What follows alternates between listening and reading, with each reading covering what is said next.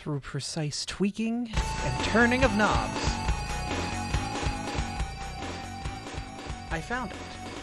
I found the combination that works. No errors, no issues, no problems. I did it! I learned how to tweak. Yeah, next I'll learn how to twerk. Where's my 6 Ivy shiny Arceus? Not that tiny tweak. Anyway, yeah, I got it to work. Yeah. I'm very happy I could play the game. Yay. Better. Yeah. Anyway, I hope you guys have been doing well. We're gonna get things going in a moment. I'm just gonna go get some water. So I'll leave you guys with music and I'll be back.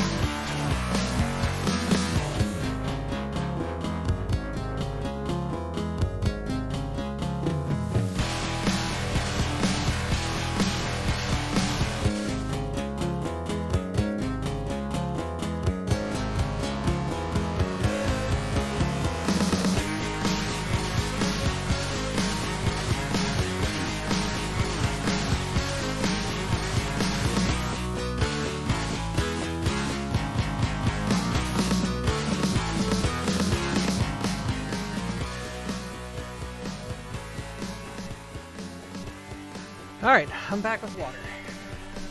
We've got City Skylines working. Very important. After the battle I had yesterday,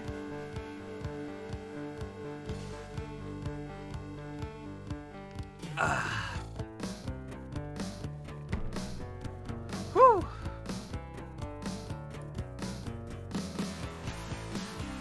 But anyway, yeah, we finally got cities working. Got my Wraith Knight all painted. Ooh, wonderful!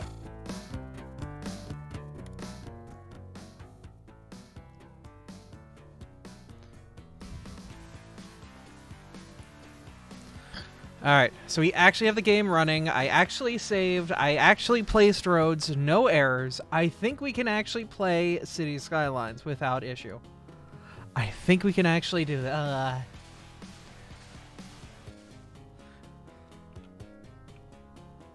Already posted a picture of Discord? I didn't see it. Then again, I'm stupid. So. Alright. City Skylines. It's in general gaming. Oh. Very nice. Oh, that's why. It was at 11:30, so I was probably half conscious, saw it, and went to bed, and didn't actually commit it to memory. Because it isn't that weird twilight period of, like... Am my brain supposed to work at this point?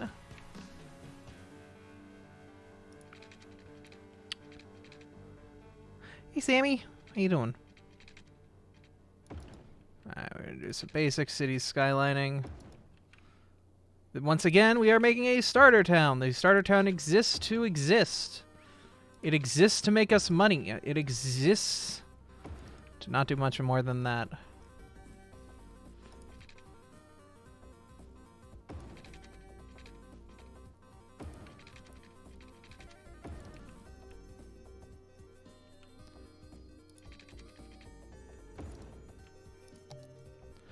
Probably should get water in and out.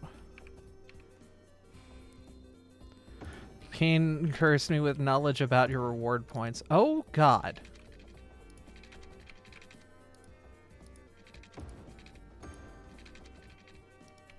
Apparently the jar isn't just a timeout prison where you put flies in it.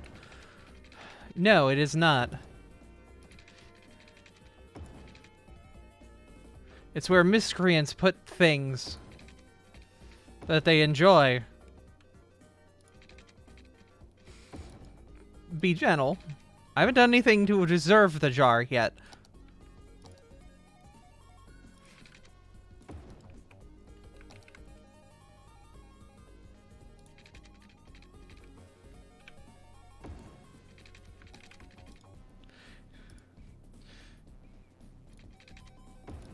I've been good so far.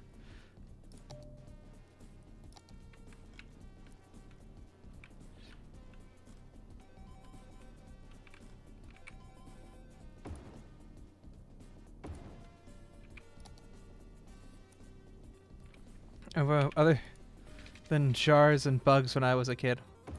Look, maybe it's best to just continue to stay blissfully ignorant. Maybe that's best in this situation.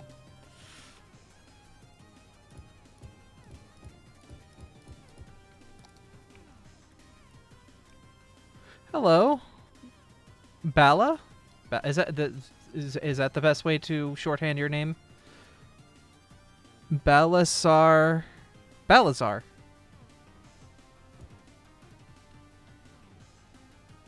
I don't want to screw it up.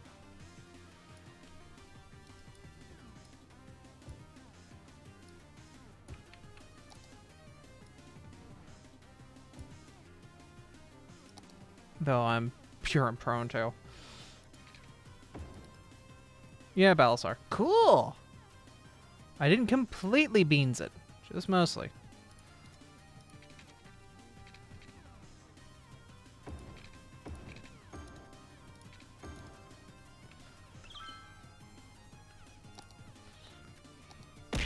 Burger! That wasn't beans at all. That was a burger. How dare you?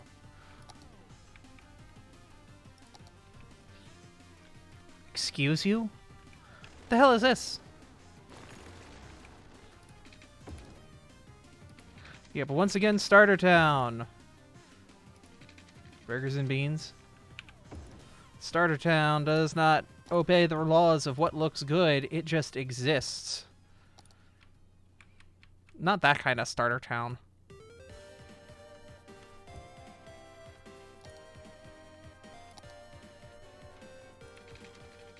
Also, we put pipes under roads.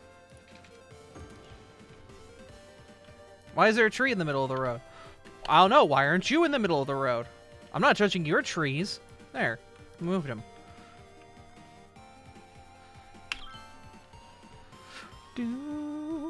Because I'm inside watching you. Oh, well, thanks.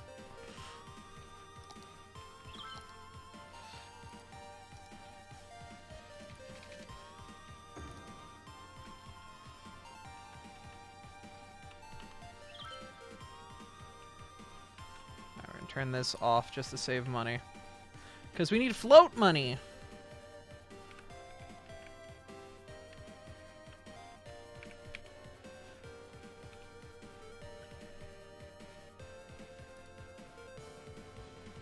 Basically, we're just waiting for building development to do its thing.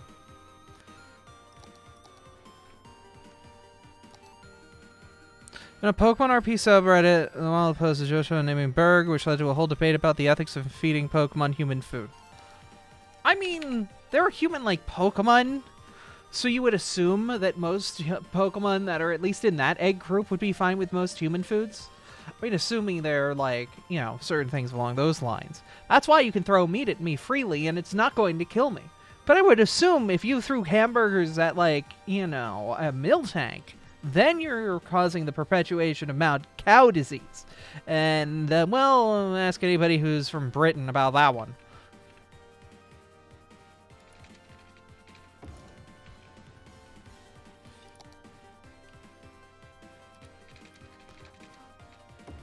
Someone did actually mention Mad Tauros disease. It's no joke.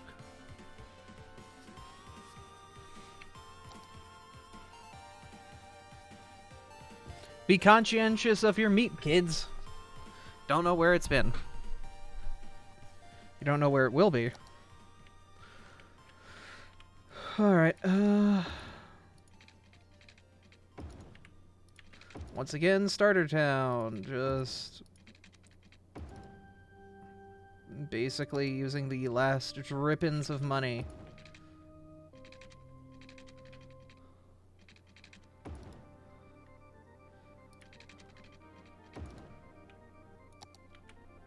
To make a simple town that can get me through the beginning stages of baloney.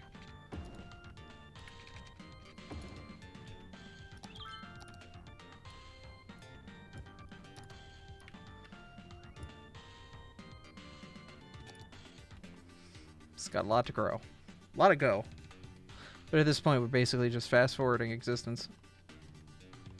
Humans in the Pokemon are a different type of Pokemon. Pokemon have been known to use human language. Yeah, I would make that assumption. I think that's a fair assumption.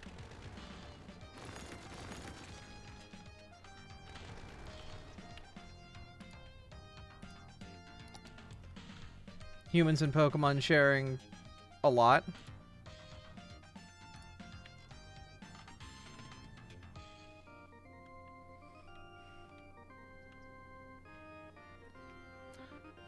My Gardevoir characters speak Hoenese as well as their own spoken language and telepathy.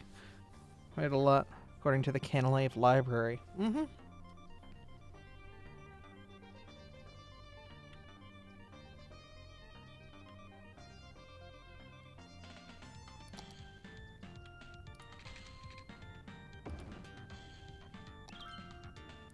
Cool. Little hamlet. That means we need healthcare. You go here. Good enough. Arceus evolving a humanoid must be like nature evolving a crab. Oh yeah. I wouldn't be surprised if this is not his first rodeo and won't be his last either. Seems like that kind of god, you know?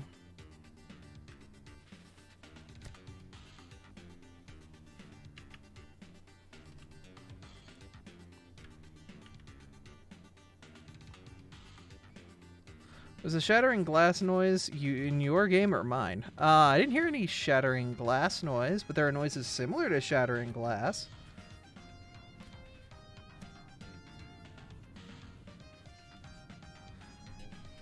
Uh-oh. Hey, Yoda, how you doing, hon? You doing alright?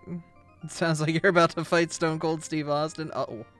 Oh, that's cool. When you add somebody, it has their username color. That's a new feature on Twitch chat. That's cool. Doing well. That's good to hear. Not enough people are doing well.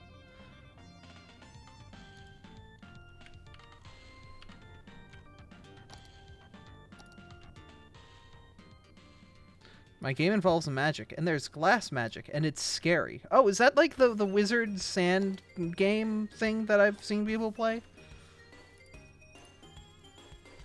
Bum, bum, bum, bum, bum, bum, bum, bum, bum, bum.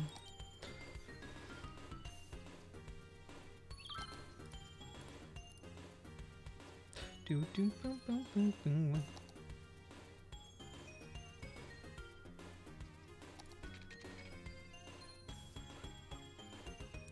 Too bad you can't fit a gas station to that merge point. Watch me. It's a Roblox game. Oh, it's like one of those Roblox horror games that I've seen everybody playing all of a sudden. Da da da da da da da da da da da da da da. Do do do do do do do do. Bum bum bum bum bum bum. Da do da da da da da da da da da.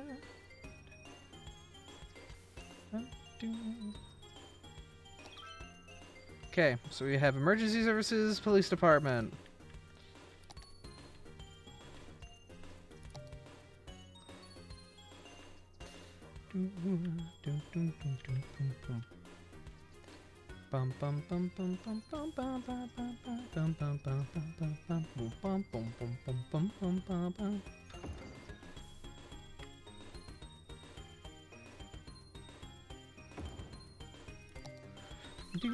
Do do do do do do do do do do.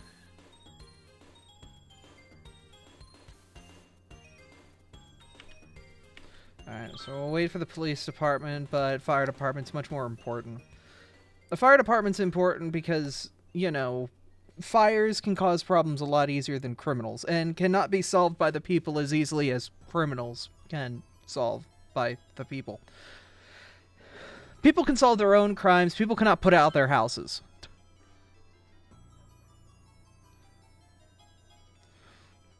If you were to transform into a Pokemon, what Pokemon would you like to be? Abra. I would like to be a Salamence or a Blastoise. Are you saying like anything that isn't an Abra? Because I think it would be kind of fairly obvious which one I would prefer. Jinx. No. Gardevoir. Male. The whole reason I became trans was to get away from that second bit. Well, no, but, you know.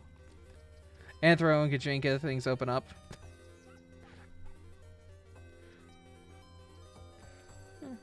Whatever works. I mean, I would like to keep my thumbs. I think that's important at the end of the day, to have thumbs.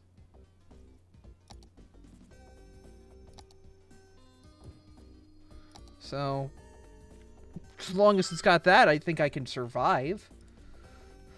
Aside from that, something human-like would be nice. You can just teleport stuff around. Also, you get to sleep 16 hours a day. Exactly! Like, where's the disadvantage, besides being a glass cannon that can get knocked over by any dark type, especially any that have physical moves like Pursuit, that would instantly knock you out before you could get your teleportation off?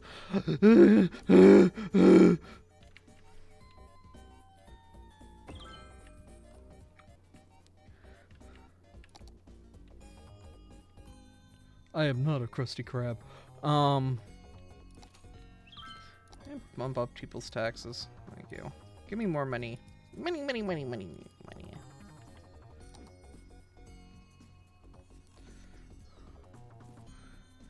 Wouldn't mind being a female Seviper Naga. Ooh, Nagas are fun.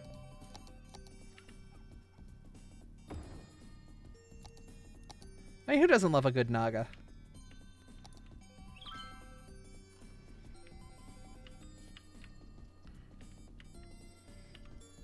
Not gonna lie. Hi, Aberchu. How are you?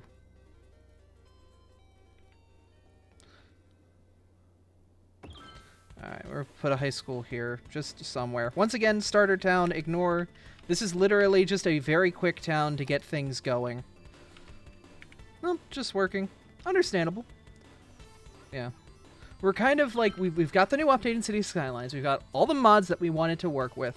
And I'm just praying that the game stays stable enough that I can get another playthrough in. Like, my third this year. Also, I added a bunch of mods that expand City Skylines' capabilities when it comes to citizen units, so hopefully we can take this one past 500,000? I would like to take this past 500,000 population, but we'll see. We're pretty ambitious with our growth right now.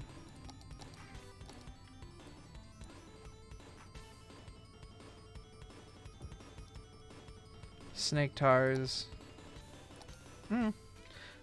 People in chat are discussing, like, if they were taken to the Pokemon world, what Pokemon would they want to become? My answer is a little obvious, but other people have interesting answers. Besides, you know, the furries who obviously know what they want.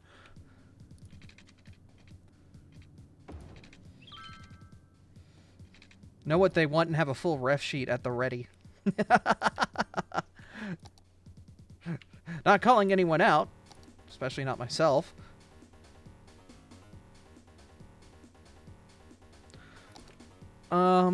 Okay, so we've got a high school, we've got a police station. Crime rate's gonna be a bastard up here, but I don't care, because crime isn't real. Like, it's not gonna have that much of a negative effect. Main thing now is to get plazas so homes can upgrade to the next level.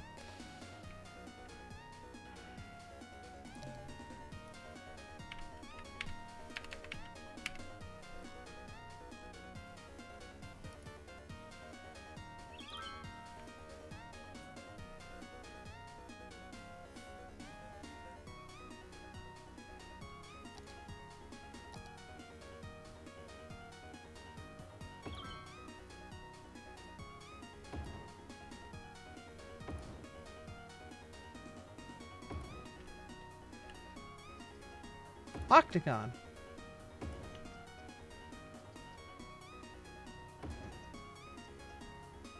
It's got a small radius, but it's gonna start punching holes in the thing. What we're really gonna do.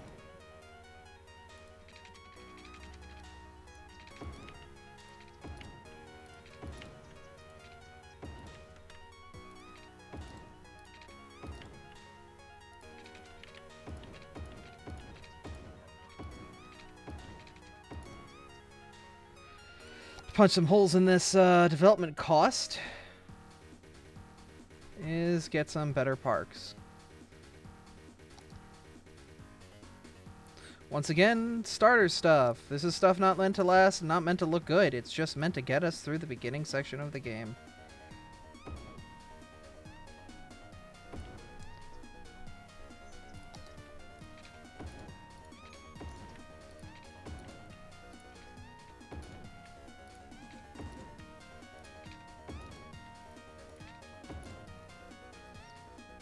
Because the beginning of the game is basically just how quickly can you bum rush through the beginning mechanics of City Skylines.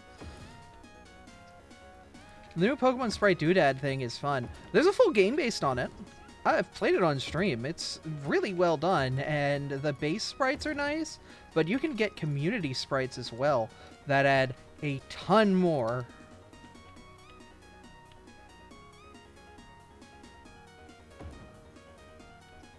Definitely worth a look-see to have some fun.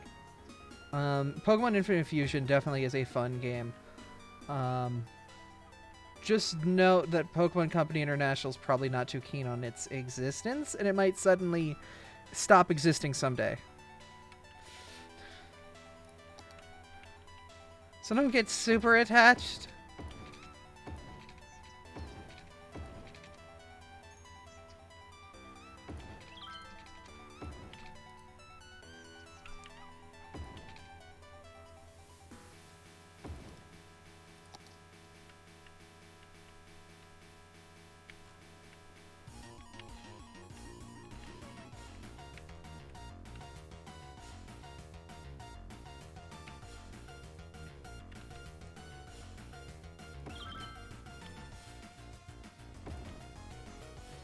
So once again, what we're doing here is we're simply putting these down to exist. They exist to drive up land value, so businesses create higher tier buildings. Nothing crazy.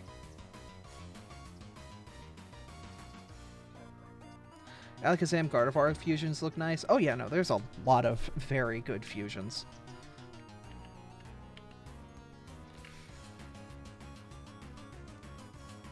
I think what I'm going to have to do is be a little sacrificial towards the middle stuff if I want to get the rating up in the middle areas.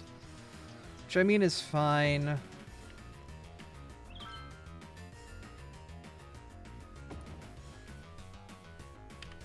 Cool. Let's act some population, but when it comes to parks proliferation, people are incredibly happy.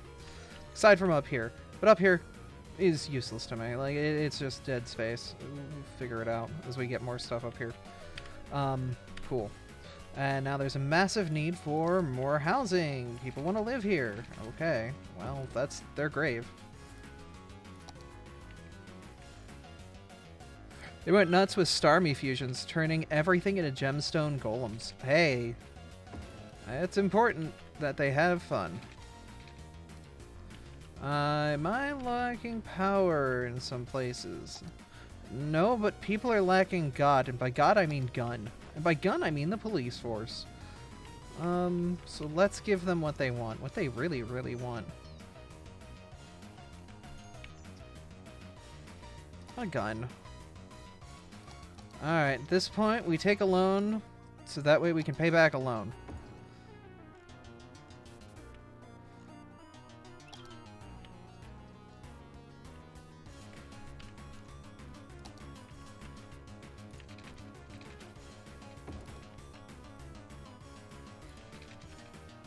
Pigs. Yeah, I know. Remember, this game is developed by a European team. They're not all horrible monsters over there.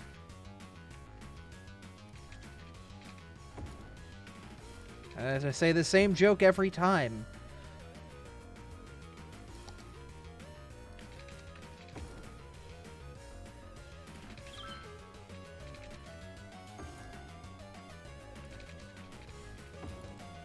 It's become old hat.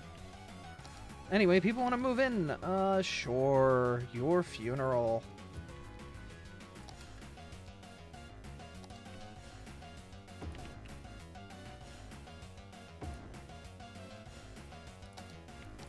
Can't spell funeral without fun. Actually, no, we do need to get up grave services soon, don't we? Are people dying yet?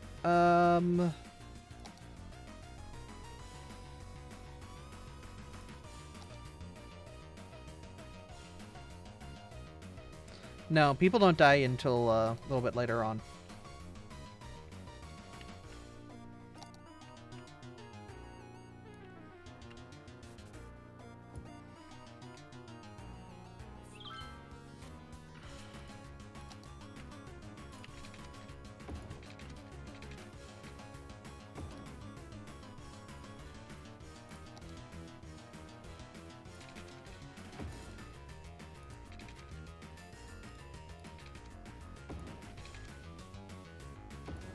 Cool.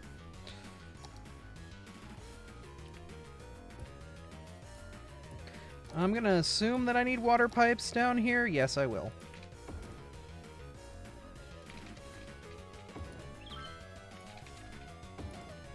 Cool. That should work. Alright, let the game run at high speed, and we'll see where we end up at. Anyway, so how are you guys holding up?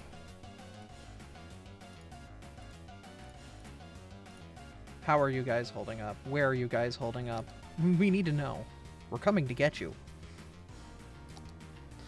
Probably should get like a fire department or something down here.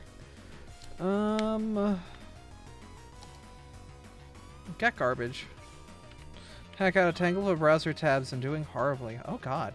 Am I on a separate monitor at least? Highway. Nah, just one. Oh. Abby. Carol! How you doing, Carol?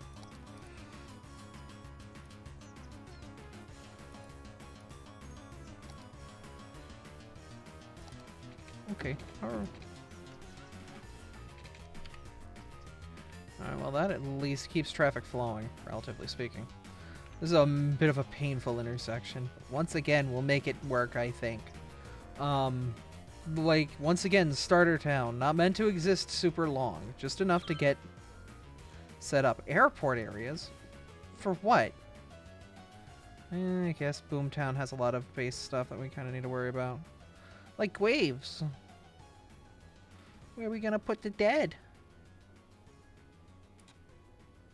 Where do we put the bodies? In the hole. Yeah, so gotta put the bodies in a hole.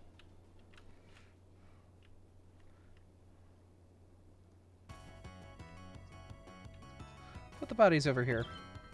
Bodies don't cause that many problems. That should cover most of the town. It's relatively central enough.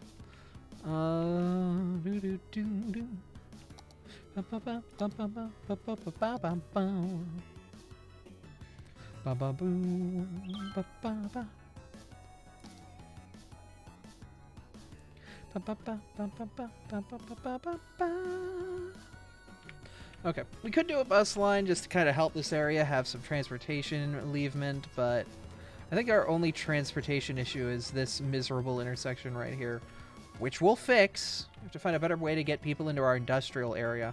Maybe we'll make an exit up here and a way back, and just have this be primarily residential and cut it here. Then have like this alternative street over here. Does each side of the highway have its own name? Well, same reason that these streets are for some reason different. I'm gonna actually upgrade you guys to be fixed. Cool. Also, yes, public transit. Yes, I know. I'm gonna need to do some manual intervention to make sure people don't do stupid things, because I'm sure people are going to do some stupid things. You do that, yeah. Oh! Okay, that's one way to get through that intersection. A little illegal, but it's fine. A little crime is fine.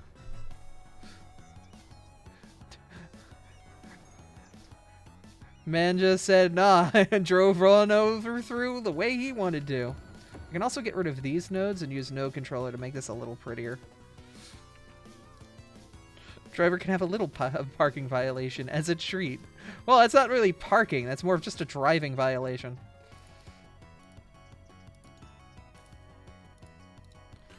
Yeah, there we go. Moving violation. One hell of an intersection, though. She thick. That's how we like 'em here.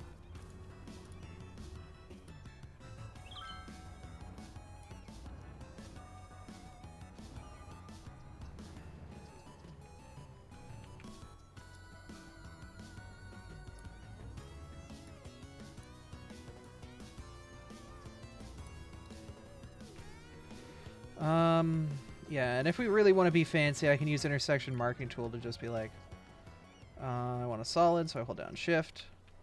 I want a solid, so I hold down shift. I want it solid, so I hold down shift.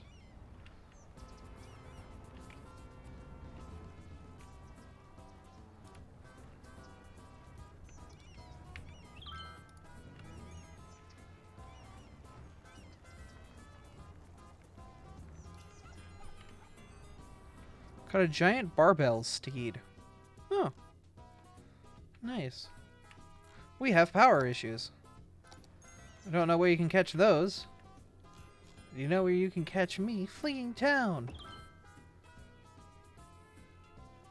Wow, you produce 3 megawatts of power? Yeah, no, I don't want to do that. That's disgusting.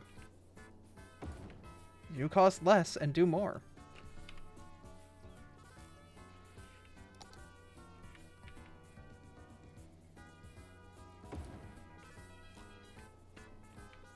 The problem is there's like nowhere along this river that actually generates good power output, unless it's like out here in the ocean.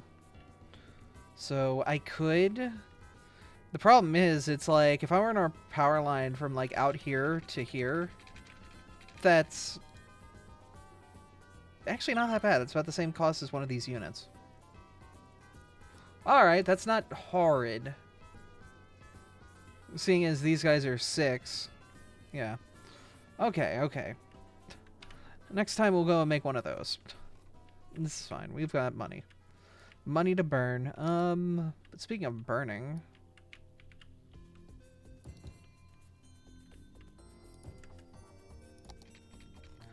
Okay, so to you, road, place it 4 out from here, go across to here, go across to here. Once again, just bring you down to here, bring you down to here, go across from there, match the road here. Actually, I don't want this road this close. I want a little bit of a spacer between this and the railroad tracks. Not that much of a spacer. Yeah.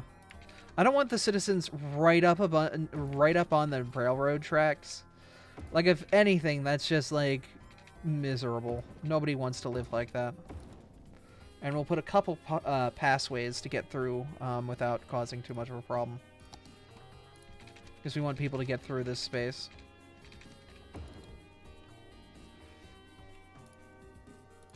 And we'll just do some massive expansion following the same rules that we put out before.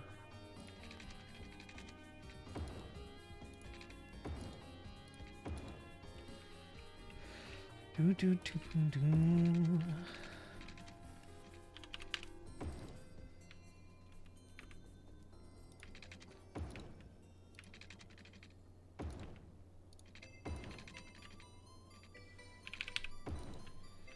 Okay.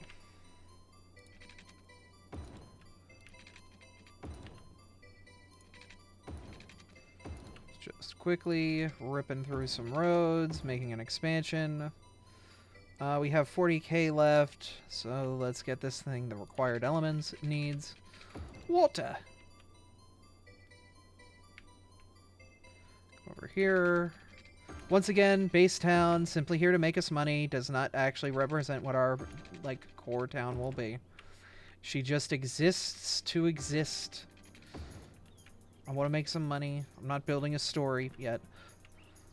When we build, like, a story town and build, like, you know, hey, these are the people of this area, this is how they actually live, this is how the region actually developed, like, we can build that all out after I have a good plethora of dosh and unlock the features of that dosh. I need money. Like a greedy business tycoon. Give me your money.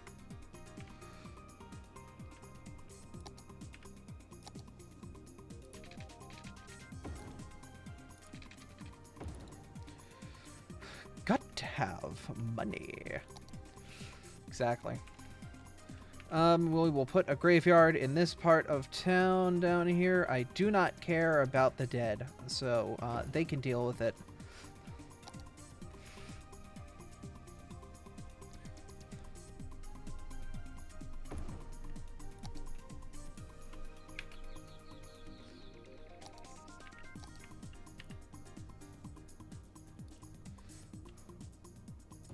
The dead can deal with it.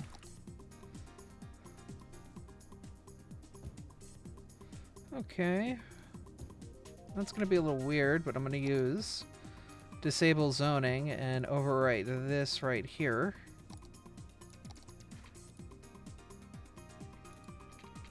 A little bit of anarchy to make it so that can get zoned properly.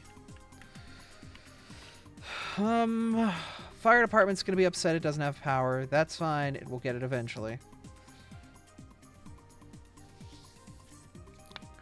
Police department will get funded, and at that point I can start moving citizens down here. En masse. Like so.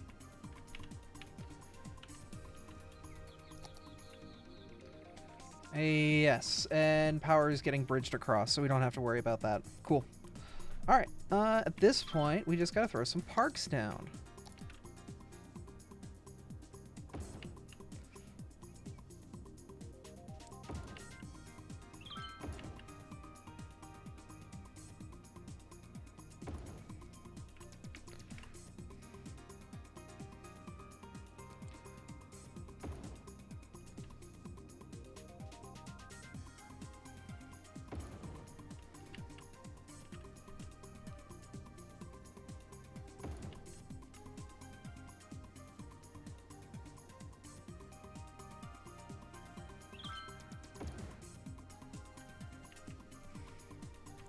Cool. And we have properly proliferated the town area. Now they just want a school and stuff. I'm going to put a high capacity elementary school down because per capita, like the upkeep on this is 72. The upkeep on this is a lot more, but this is like a school for...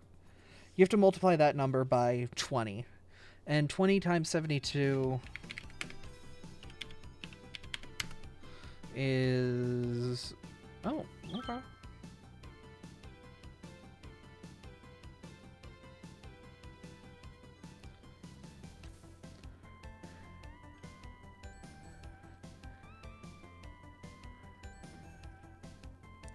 Yeah. It's, better things. I heard there was an update, and they added bigger things. They did! Lots of things. Huge things. Important things.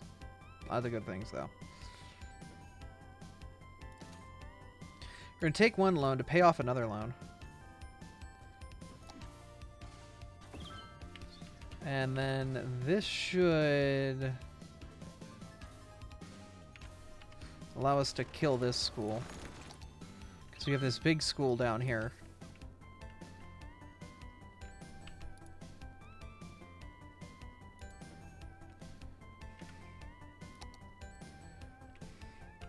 That'll save us money.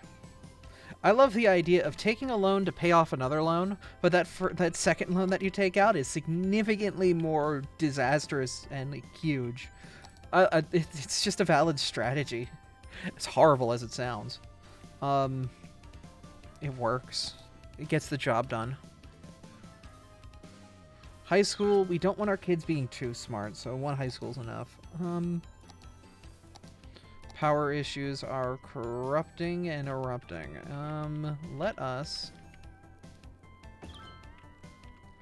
fix that.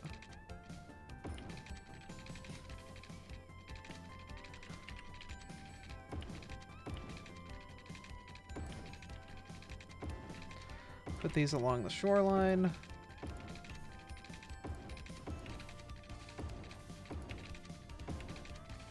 Then we can make an out of area power farm.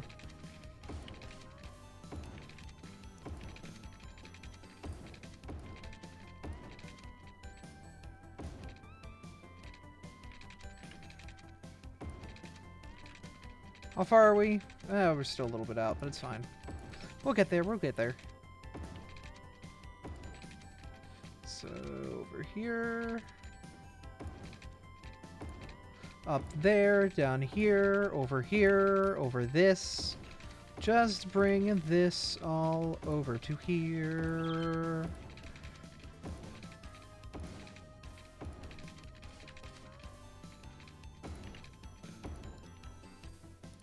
There, that's got power, and that's bridged. Perfect. See, we're good. We're golden. We're fine. We're JoJo. Golden wind. I don't know what I'm doing anymore. Okay, cool. So that means we can delete these things.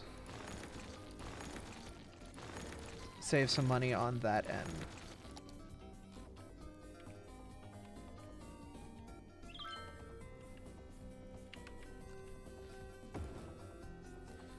And that saves us money overall. Because our average upkeep of 80 is what? Only... is 3.5 wind turbines. So those 5 wind turbines equal the cost of 2 of these guys, but basically this is just compressed power at a lower price. So it works mathematically. You're paying an initial upfront cost that's less for the same upkeep per watt.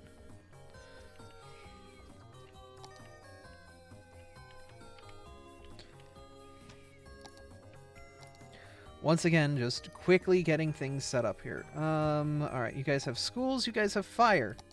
Do you guys have the dead? The dead is settled. Do you guys have trash? Yeah, it's fine out here. Education is procrastination. And our factory area is thick and dense. Like a fluffy cake.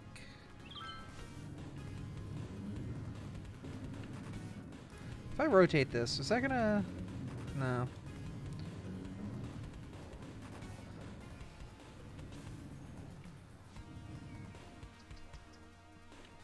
Whatever.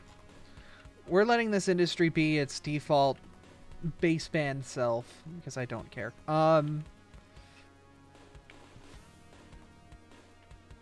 Like, there's no traffic issues. People just exist. It's fine.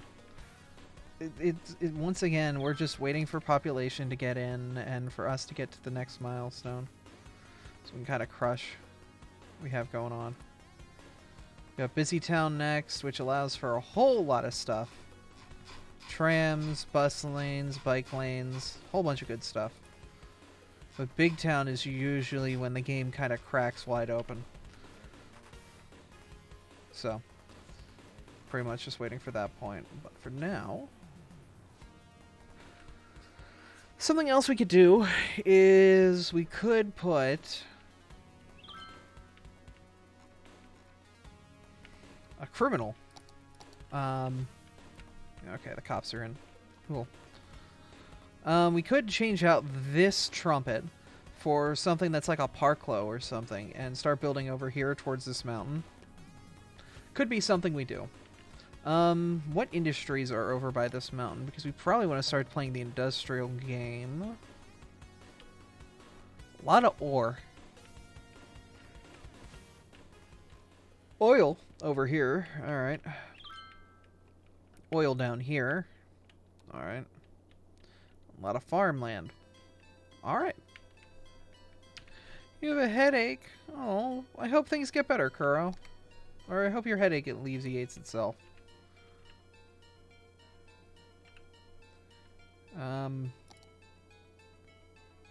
Yeah.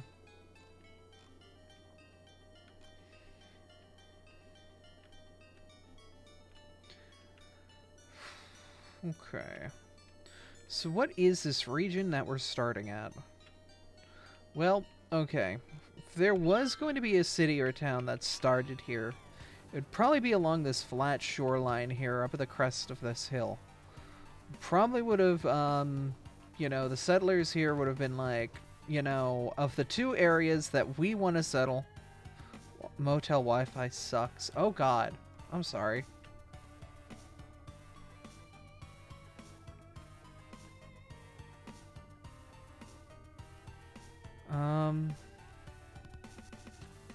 But if settlers came through and landed here, screaming babies. Oh god. Do you have, like, noise-canceling headphones to use at least?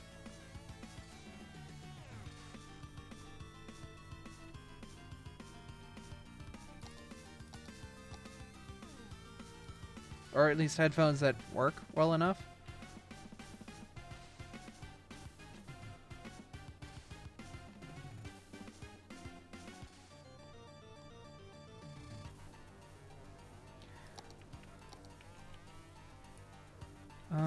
The building here is stuck at level 2. No healthcare. Alright, yeah, you guys need healthcare, don't you? That'll do.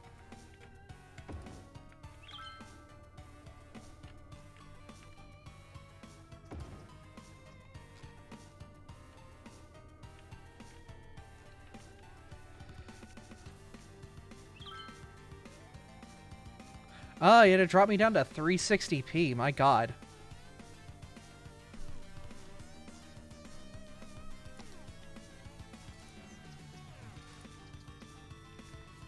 Alright, so that should force the town to upgrade relatively quickly.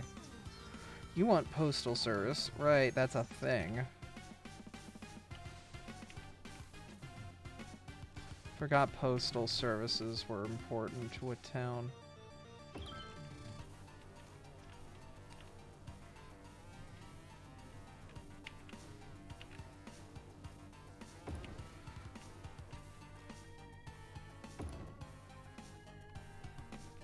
Welcome to 360p. We've been waiting for you. Oh god.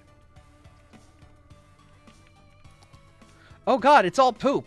I can't fish in poop. Uh-oh. Oh.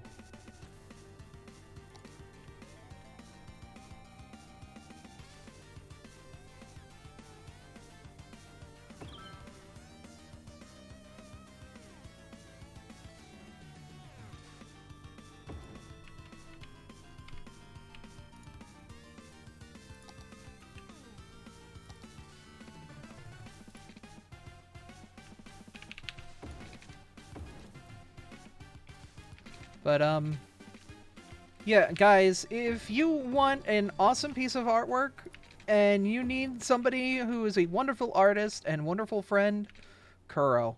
Kuro. Kuro.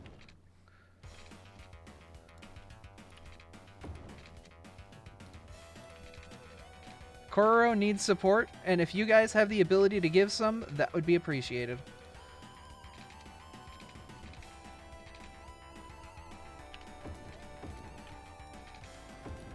Wondering how long the net will last before I lose it again. Oh god.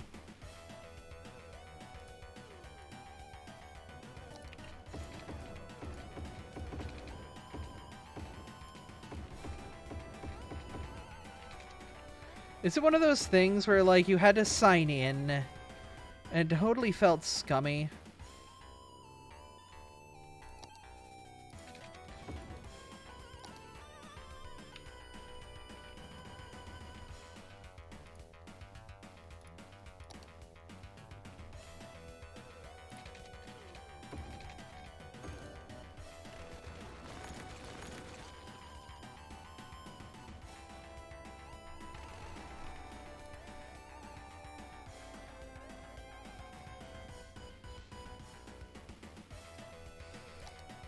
Okay, we can at least set up somewhat of a fish processing thing.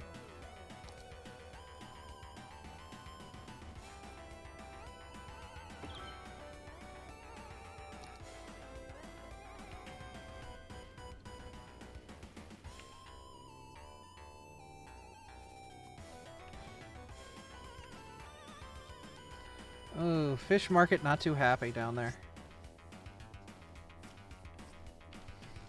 It's fine.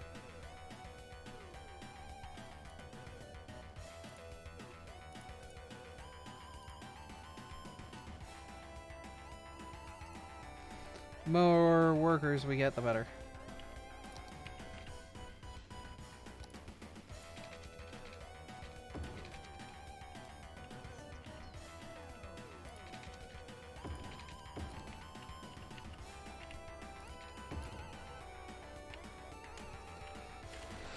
Okay, electricity. Is it passing through the area? Not well. Okay, what can we do to kind of assist with this miserable process?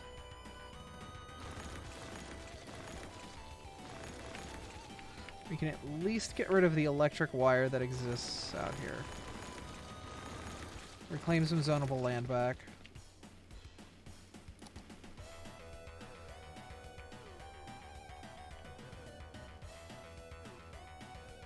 Oh, great. Well, at least that's one way around it.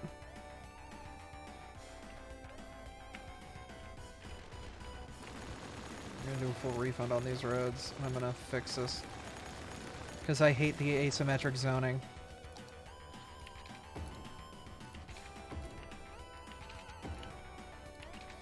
Well, still, guys, if you need a wonderful piece of artwork, anything drawn, especially fuzzy, furry, friendly, or fantastical, Kuro.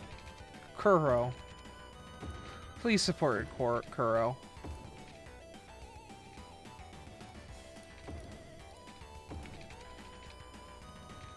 Wonderful artist, wonderful friend.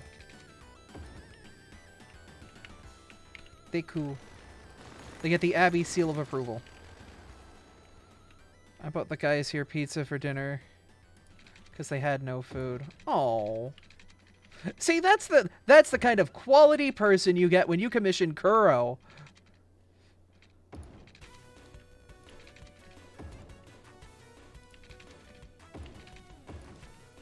For your next Sona pick.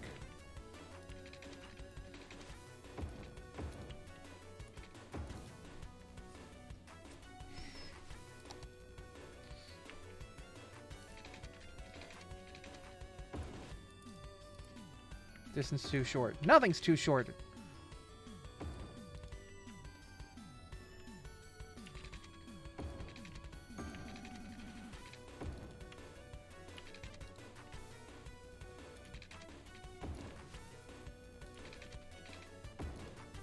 Hey, Peekabot, how you doing? Whoa!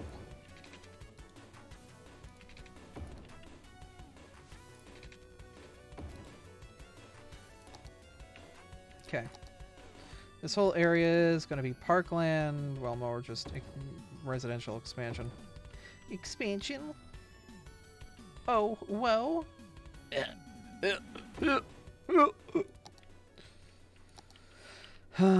Residences. Say with as much bile in your stomach as you can muster. Residences. Yeah,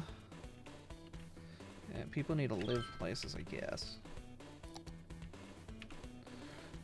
Cool.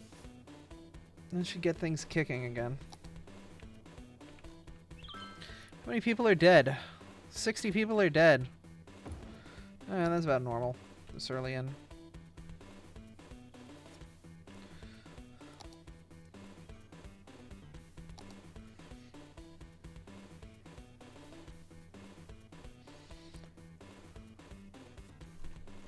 There's an incredible fire hazard out here. It's like an incredible machine, but worse. It's a fire hazard.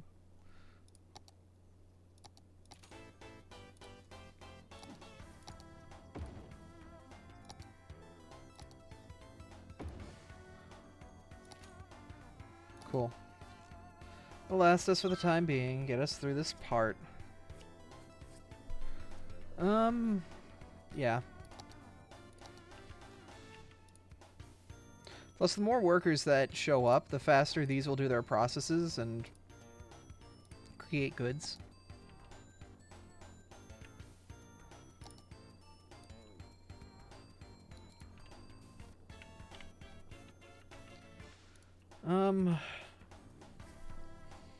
Yeah.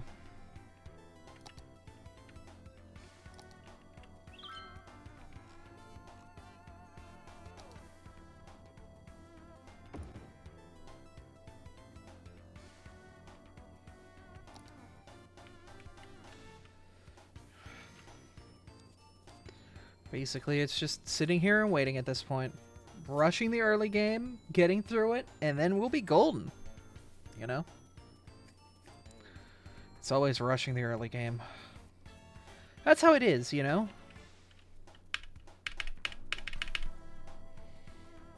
I do want more garbage processing. I'd like to eat more garbage, please. Oh, good. I don't need power lines between these two sections anymore. Delicious garbage. We'll put the garbage over here. It'll only negatively affect this home. That's whatever.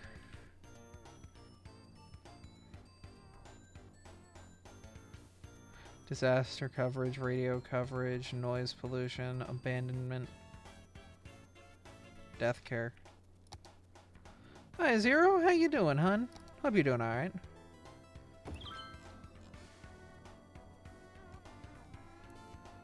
Oh, who could say no to a Zoroark that's offering hugs? Ah!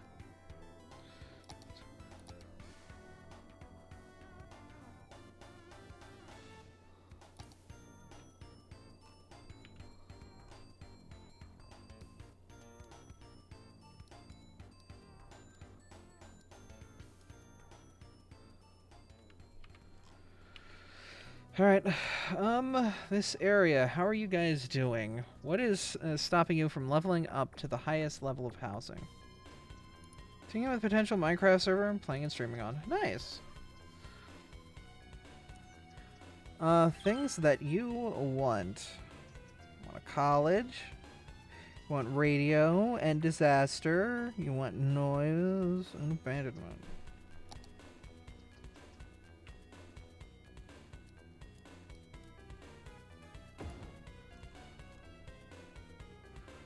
That makes people happy.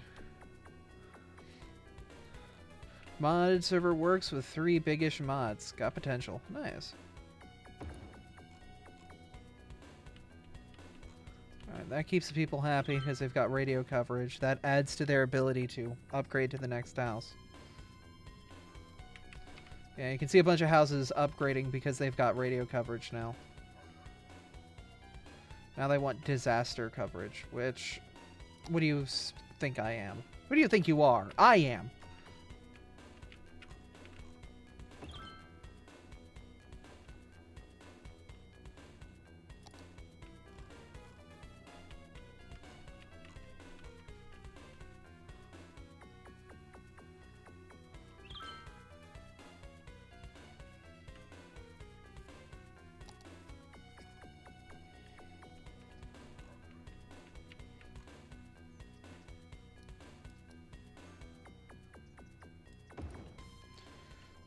Cool. That covers the entire town.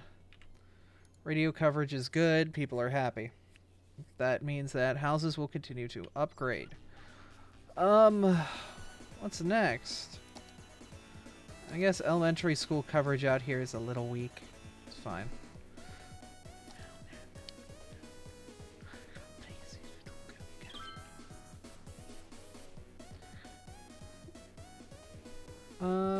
Okay, so for 4 times the capacity... 4 times?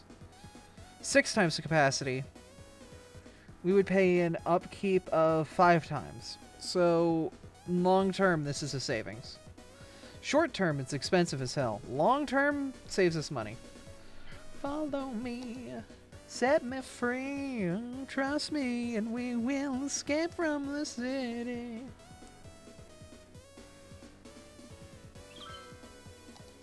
Set me free, trust me, and we will escape from the city. I'll make it through, prove it to you. Follow me. Oh yeah. Danger is lurking around every turn. Trust your feelings, got to live and learn. I know that's the way I will make it through. Got no other options, only one thing to do. Must keep on moving ahead. No second guessing, follow my plan instead. Trust where it may lead. It's been a while. Follow me, set me free. Trust me and we will escape from the city. Funk the Abbey, no! Follow me, set me free. Trust me and we will escape from the city. I'll make it through, prove it to you. Follow me. Ooh, diverging diamond. Oh, and it fits right here?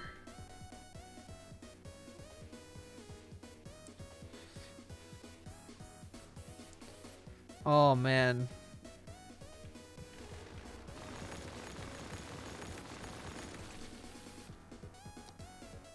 There's nothing like when it just works. Watch this.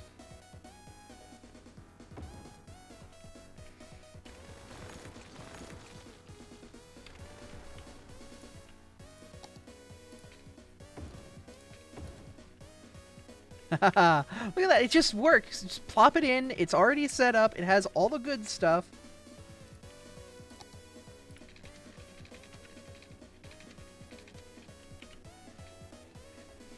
Oh god, I love the Yumble intersections. Very good pre-builds.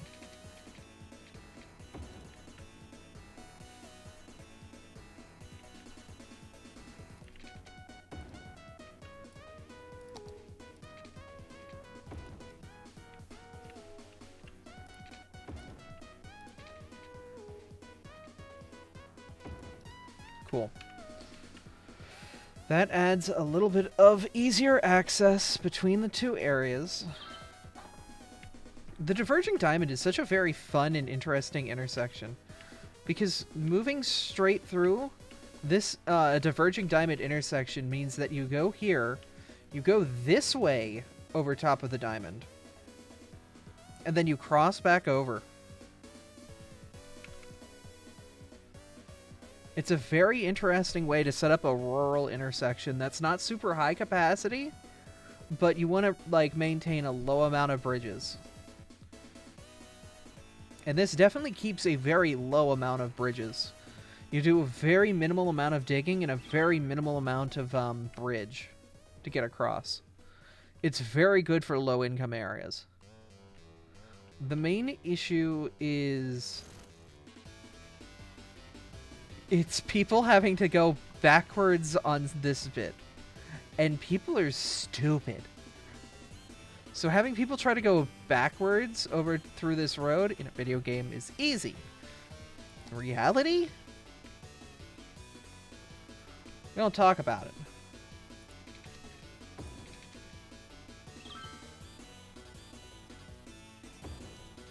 This desk is so small, my poor tablet barely fits. Oh no.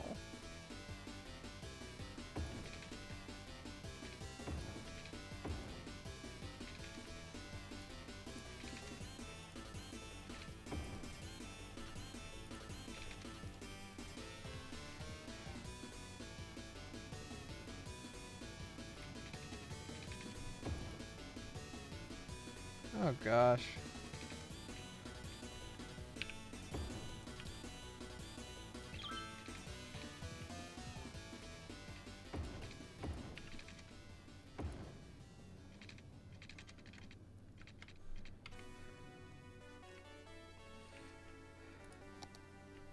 Is there an SR? No, I don't have any stream requests built out. This is a private playlist running off a music player. I should probably figure out a way to do that with like YouTube videos, but I'm a bit apprehensive because certain YouTube videos and copyright and stuff like that. I should probably set up something like that though, because you guys have been pretty good with your suggestions on good music for stream.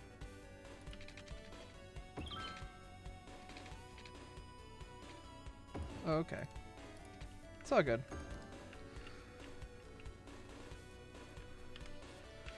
Okay, so this road here is very much a commercial road.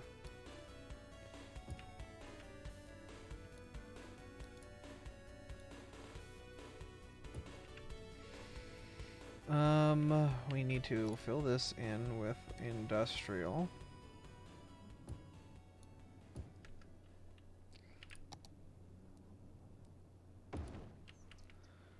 I'm going to suggest an artist that makes royalty-free music. That would be fantastic. Because, oh my god.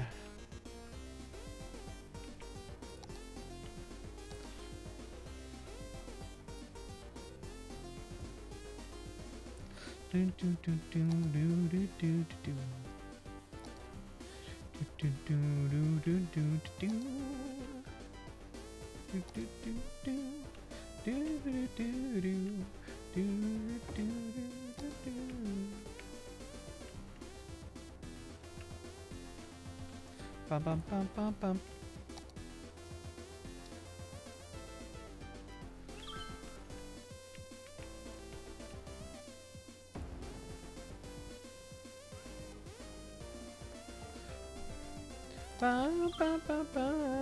Ken Ashcorp? Okay, I know Ken Ashcorp very well. Do you know how many times in my car I sung Absolute Territory? Too many to count.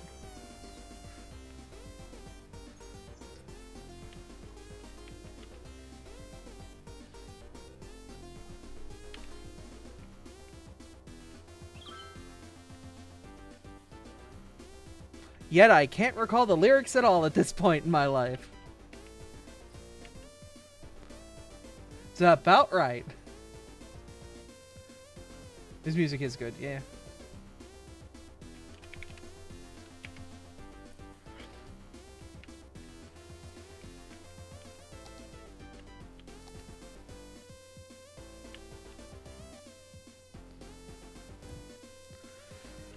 Okay,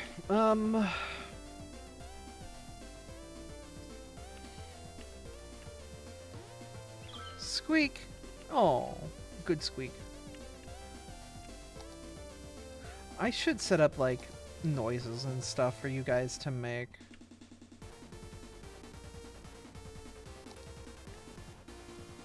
The disaster response unit. You're a bit of a big building, aren't you? You're a bit of a large bastard. Whatever, that makes everybody relatively happy. No, they don't care.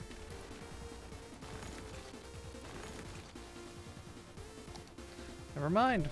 They can suffer. Content creator packs. Oh, historical police station. Intelligence agency.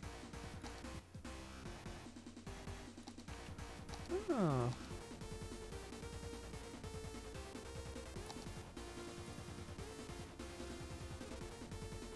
Plastic surgery center. Wait, this is a large building?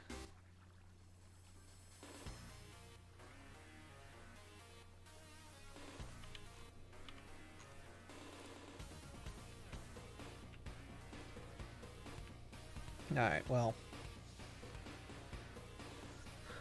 Howling at Abby. How howling are you? How will dare you?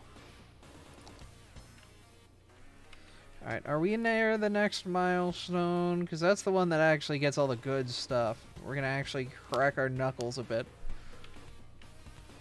That's what's the important bits at, you know? The good stuff lives there.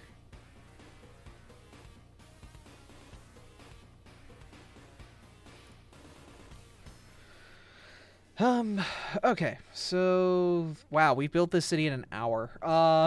Goddamn. Okay. We're getting pretty good at speedrunning early game. I guess I'll say that. Pay that back, pay that back.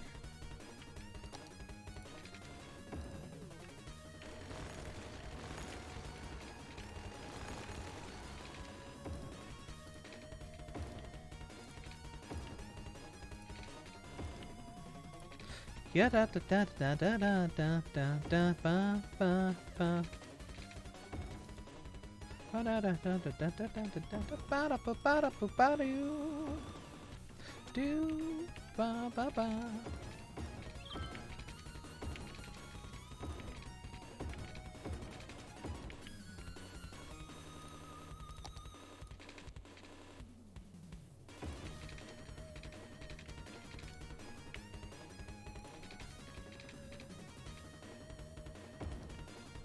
Yeah, we're just basically making a stupid town. An incredibly stupid big town. Once again, this town will get nuked from orbit at some point. These citizens are not long for this world. I hope to God they move, because it's the only way they're surviving what I'm going to do to them. It's not even like a disaster where there's like a chance they survive through like, you know, disaster recovery. Nah, I'm just selecting the area and deleting. They're literally going like 1 second this town is here, 1 second, ah! Gone.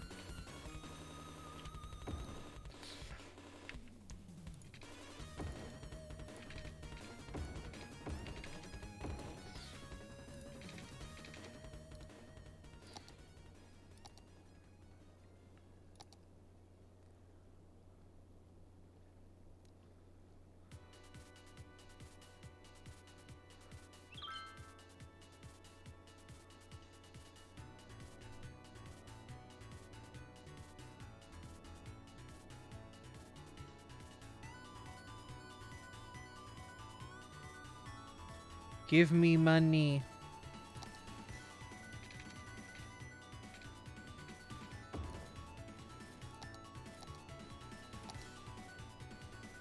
Give me money. Trying to find a town. The people might survive. They just have to walk through a now empty field where their house once was. Ah. Capitalism at its finest.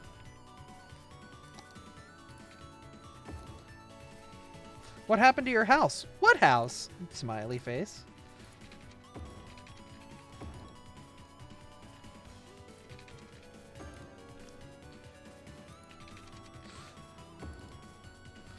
Got the water supply. The peasants do not deserve it. Ah.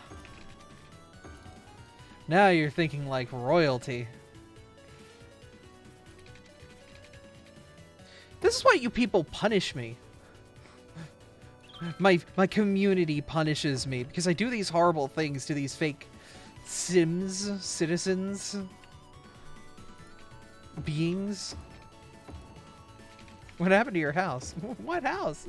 It's gone, evaporated, gone, reduced to atoms.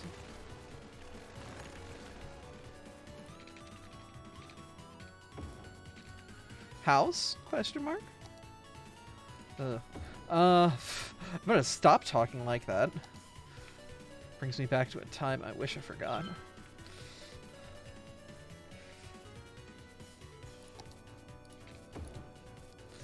Do do do do do do do do do do do. Ba ba ba ba ba ba boo do do do. Do do do do. Da da da da da da da da da da da da da da da da da da da.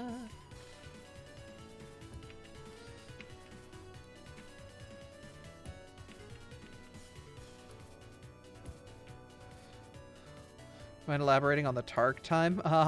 2008 Skype RP?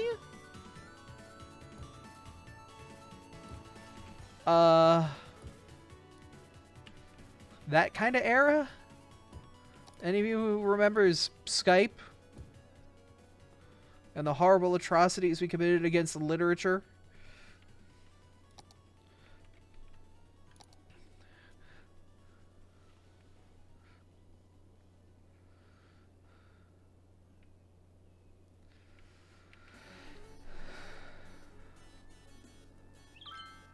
Ooh. Ooh, predates man. I think my laptop tries to recommend me Skype. Don't listen to its lies.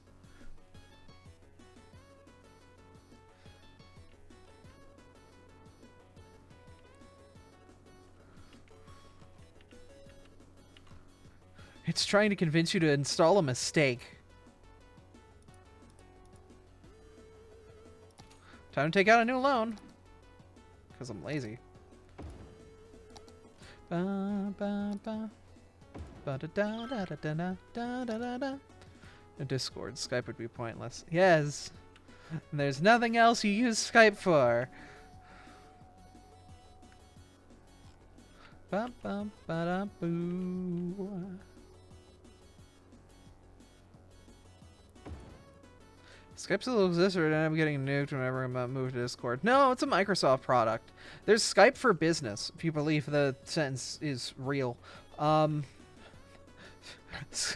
for Business is a thing.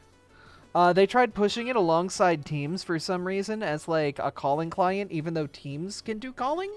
So most businesses just prefer to use Teams' built-in ability to do phone numbers, like real phone numbers. Like you can call people in Teams. But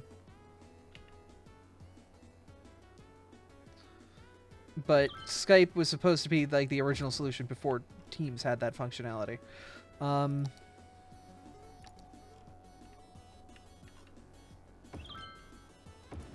I know this because I almost got certified as a Skype administrator.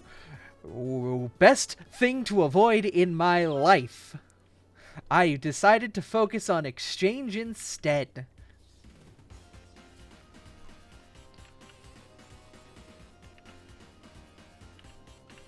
And at least that survived. It doesn't exist anymore. Exchange is getting filtered out for Exchange Online, which I'm currently learning. Because Microsoft is moving all of its services to its Office 365 environment. And these aren't like business secrets or anything. Like this is very common in the business world, especially in the IT side. Like Microsoft is very much pushing its Azure, Intune, online integrations. It's basically trying to make this huge effort to I'm gonna do terrain height fixing here. Because there are some weird things I don't like and I wanted to fix them.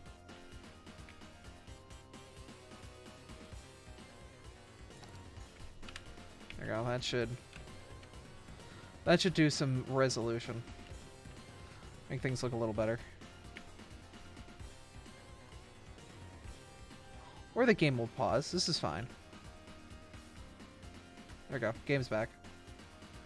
But basically, Microsoft is heavily pushing Azure and Intune and this whole online everything deal, where basically all you do is when you want to give a new laptop to somebody, instead of shipping it to the IT guys, having them wipe Windows completely clean and rebuild it with all the applications and whatnot that they know that they want to use, Microsoft is pushing for the idea of, instead of doing that, you just ship the laptop directly to the user, and they, when they first get it, sign in with their domain account.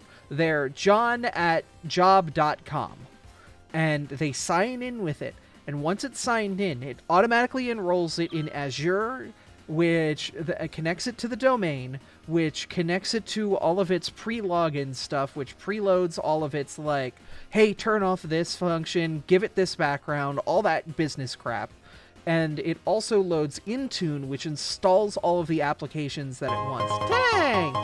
How's PAX? So it installs that whole suite of applications instantaneously. And basically goes that, I'm so eepy. Did you find my friend who's a ginger? My company may have its flaws, stares at window wait, but I gotta admit their commitment to backwards compatibility is impressive to say the least. Yeah, you got a bunch of stuff today. Nice! But basically the whole idea... Oh, it's fine. He'll be at PAX for like the next 3 days. But basically that's the whole idea behind this Azure Intune Exchange Online is it'll automatically install Office, give you the Office apps that you actually use, do a whole bunch of coordination to automatically get you assigned, you know, the machine, and it'll be properly placed in its OU because it'll be like, oh, hey, this user is a business user. Put them in the business OU. They're not in the sales OU. And give them all of the business apps that we know that they will need because we know that they're in the business OU.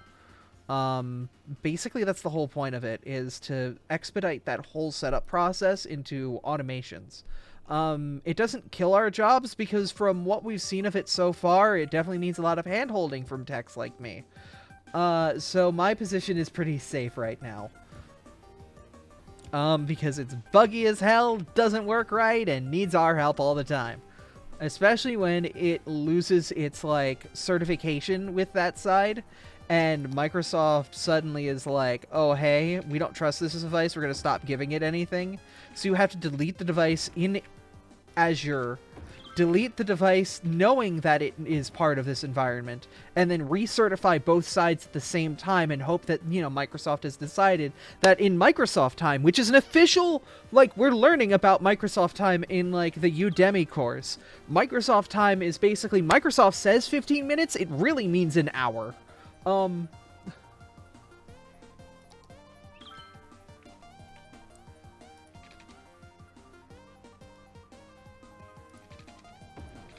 But basically you hope that at some point within Microsoft time, it figures its ass out. And during that whole time, the user's like, why can't I do anything? And I'm like, we're hoping Microsoft figures that one out.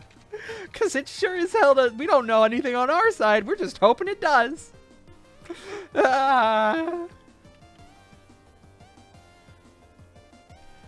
would learn for everyone till this war is won. Do. Audio Technica doing good. Oh, do they have a booth there? Nice. I'm upset I couldn't go to PAX, but I don't have free time because I've got a vacation in a month. I've got Pokeathon potentially in June, and then I've Zeldathon in July. But there's some things that are kind of up in the air right now. I'm pulling my hair out about them, but I can't do anything because everyone's at PAX having fun, and I can't yell at anybody to be like, hey, what's going on here? Because everyone's at PAX. Ugh. But I'm not going to go to PAX because I don't have the money and I don't have the time. I've got too many other things packed. Ugh. To rule by the sword, slash it through the every inch of the power in you. And I zip, and I lamp, I know that I will not do everyone.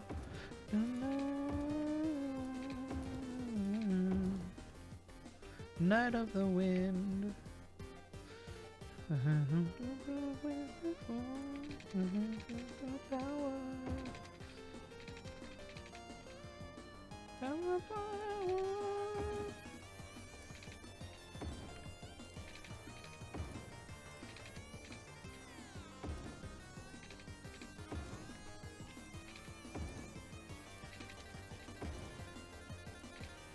Say what you will about Sonic games, I always have bangers of songs.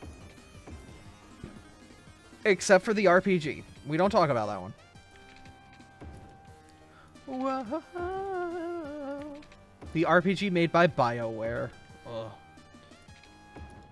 and I live to rule the day. Ooh,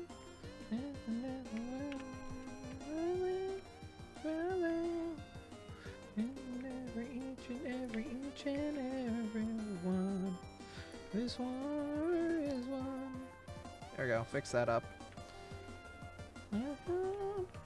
Slashing through the every inch of the power.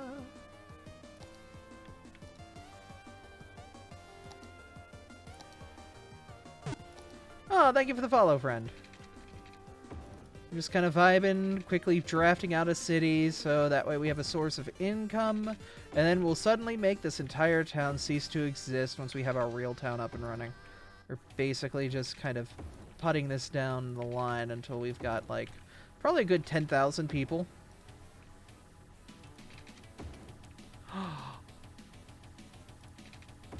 I forgot I put the Mai from Power Rangers theme into this playlist. Because this is like a separate, like, good playlist that I rooted out a lot of the old stuff on.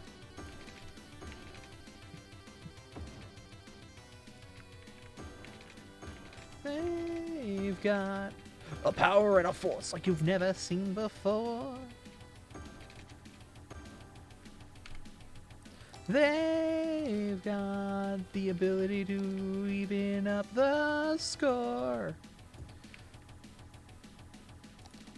No one ever let them down. The powers on their side. Go, go, Power Rangers! Go, go, Power Rangers! Go, go, Power Rangers! You mighty Morphin Power Rangers!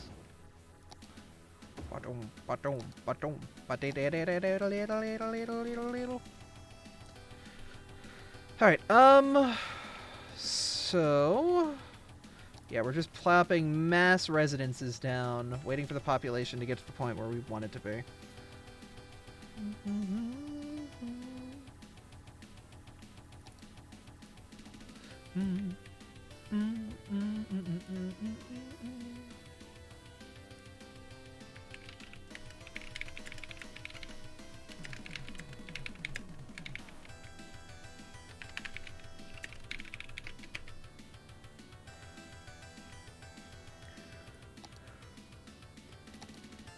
I'm in a very good mood today. Which, I mean, like, I'm happy. I'm good. I'm vibing.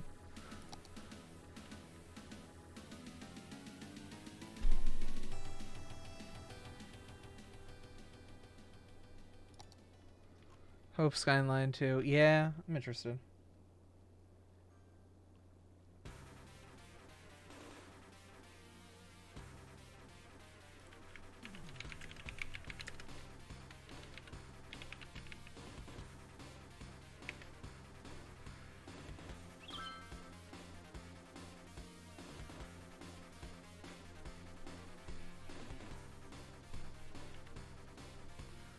Water availability is good. Healthcare, death care, trash. How's my trash? Trash is getting a little risky.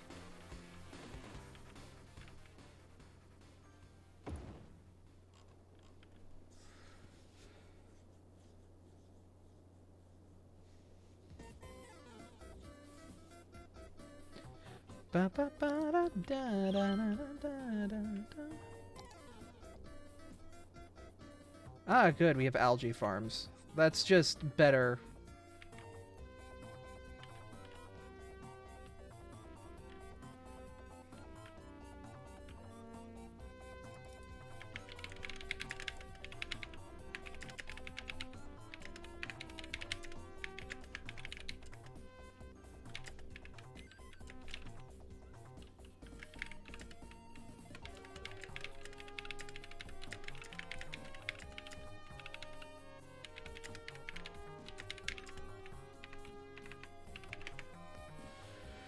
Okay.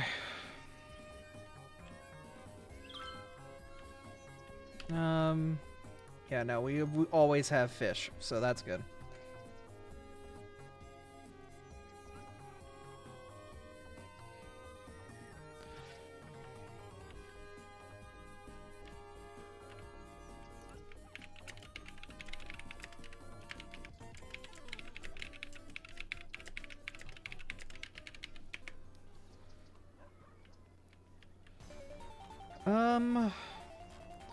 Okay.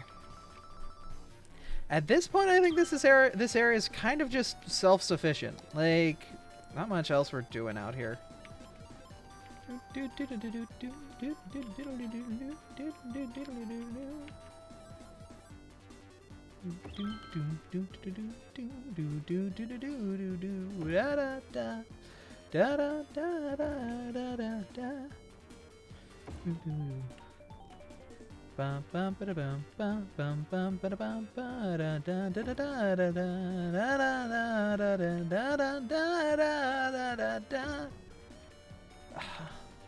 This song, with just the hair of swing rhythm, just oh, it flows so good.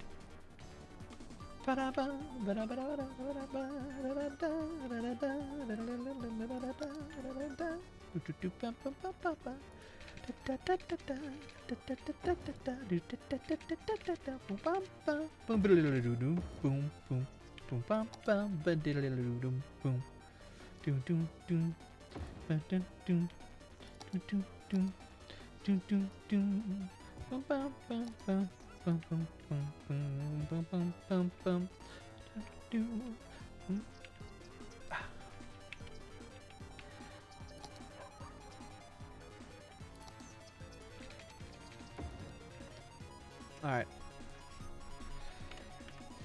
I'm gonna say you, 2 terrain height, please. Thank you.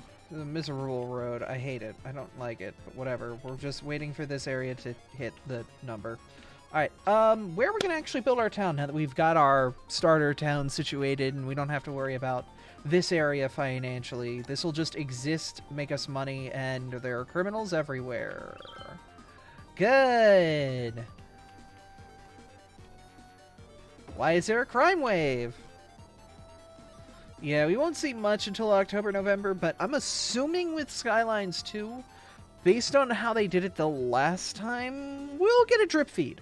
Because the first things we saw of the original City Skylines were very... Why are you harboring criminals? Because! How else do you think I'm getting my tax money out of these assholes?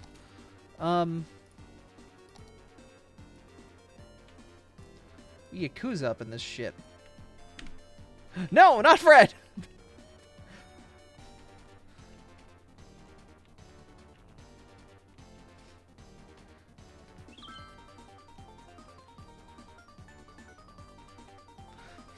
Fred already knows about my horrible, horny autocorrect.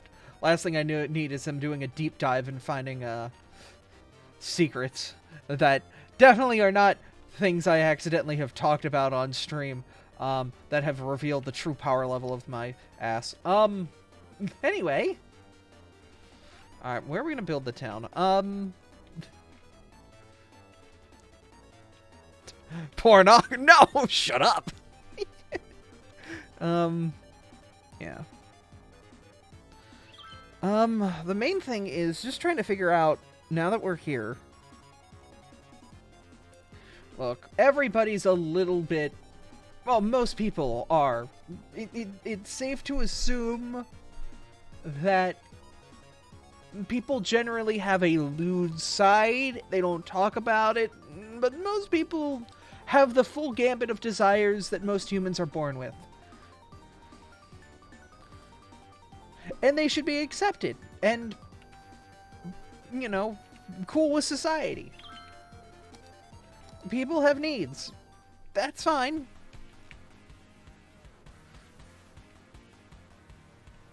Alright,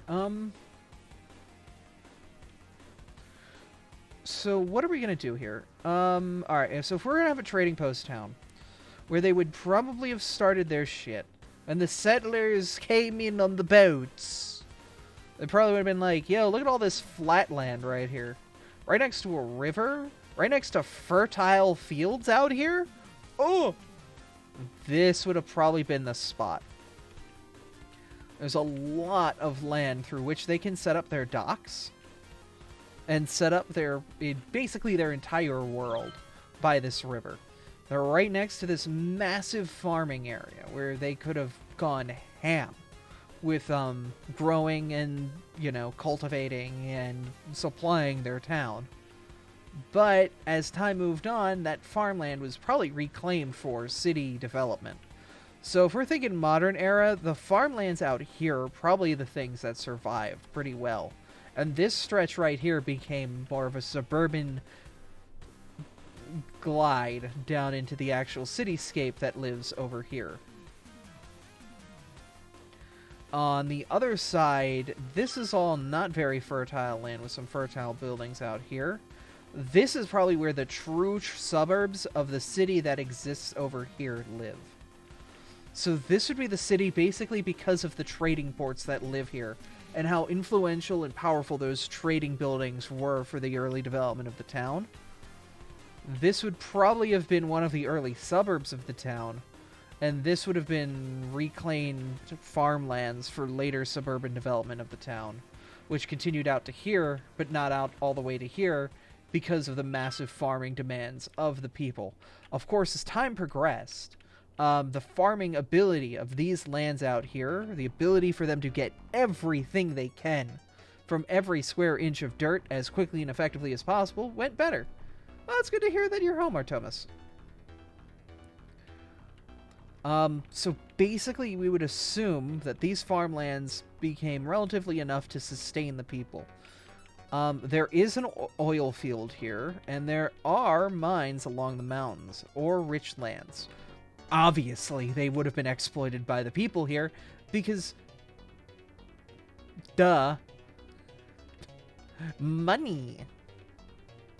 And along this shoreline would probably be more modern development. If there was a tech sector that grew out of this town, it would probably come out over here. Because, well, this is wonderful land when it comes to value, but also it's direct driving. You don't have to go over a bridge to get over to the old downtown. So there would be an old downtown down here, the new downtown up here, and then sort of the suburban with the industrial sector right here. So most people would live in the suburban urban area here, with your downtown, with your new downtown down here, and your old downtown over here. That's how I'm planning this zone out. And I'm going to draft this up with, like, zoning. That way we know what our footprint is. So we've got, like, our old downtown here. And these lines will change and shift. I'm not that concerned about how long they'll survive. But I'm just going to draw this out to here.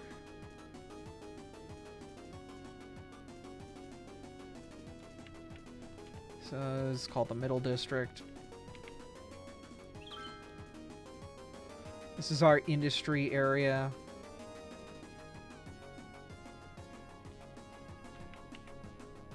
The new downtown.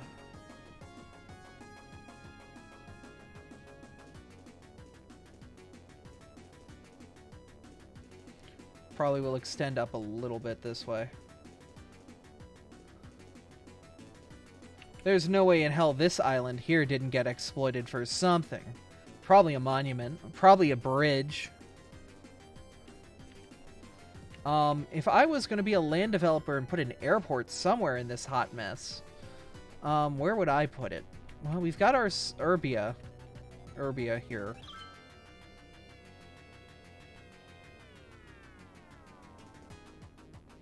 So this is where the herbs live. The herbs.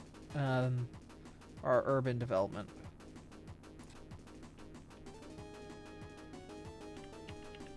Which will be sandwiched between a couple industrial zones, but we'll make it work.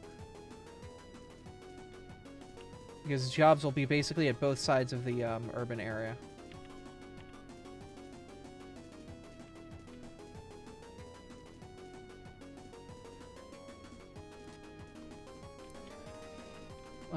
Up here will be farming.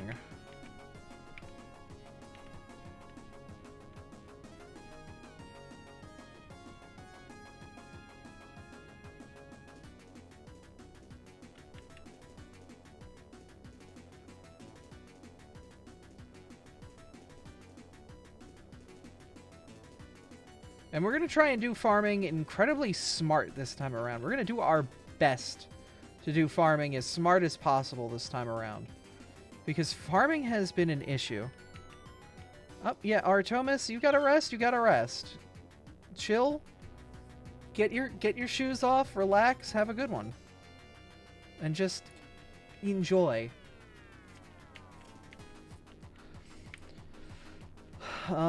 There's additional farming out here. Grovile.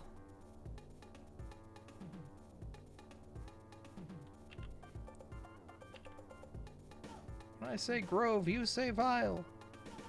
No, not go.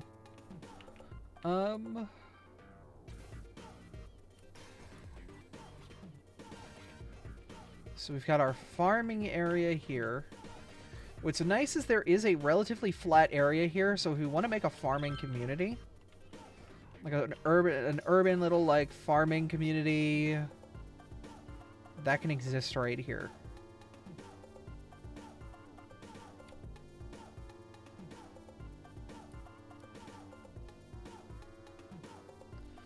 Howdy, friend. There's actually a single bit redeem for lurk mode.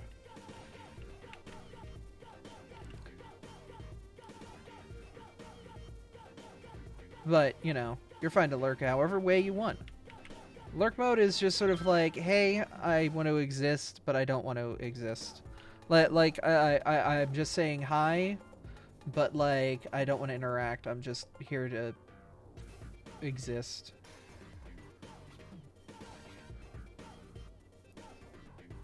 That's it. We do all of this planning. Game is building up a nice allowance of wealth for us.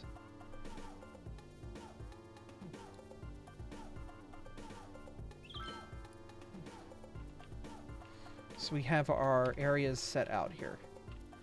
We have our downtown, an industrial sector, and probably our shipping.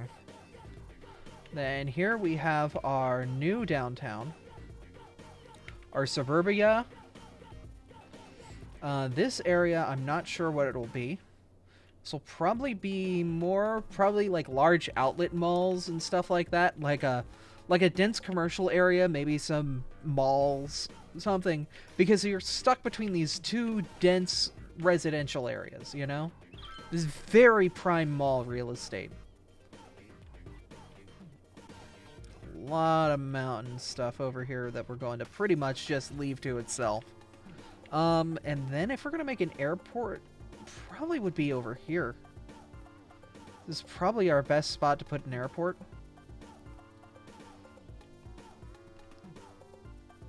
Because it's so flat and open. Probably best to put it over here. Because we want to try and keep it away from the citizenry. That's going to generate a lot of noise pollution. So we want to make sure it's over here in this area. Nobody's going to give a shit about it.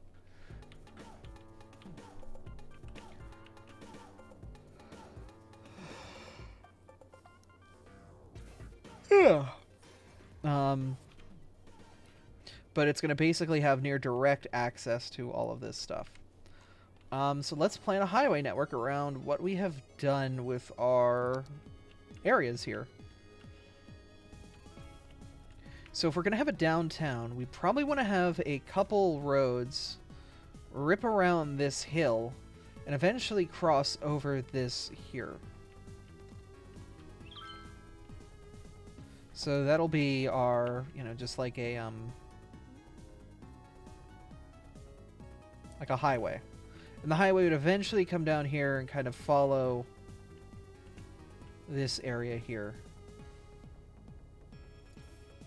Probably near the front of the downtown area, similar to how New York has its major highways. Once again, we're pulling from real world to pull an example here. So let's go to Google Maps. And let's do a little study of New York.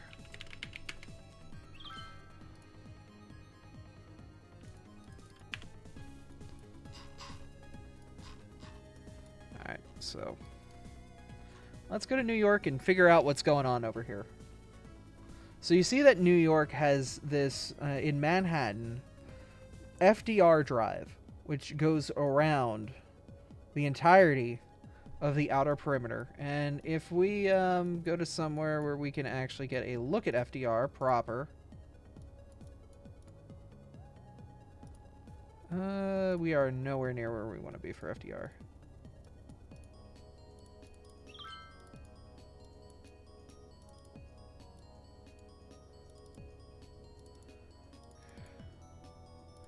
Can I go up there? Can you let me up here? Let me up! Give me uppies!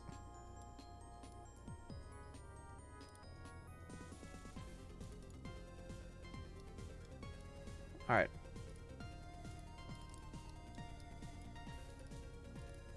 Well, you're not helping me.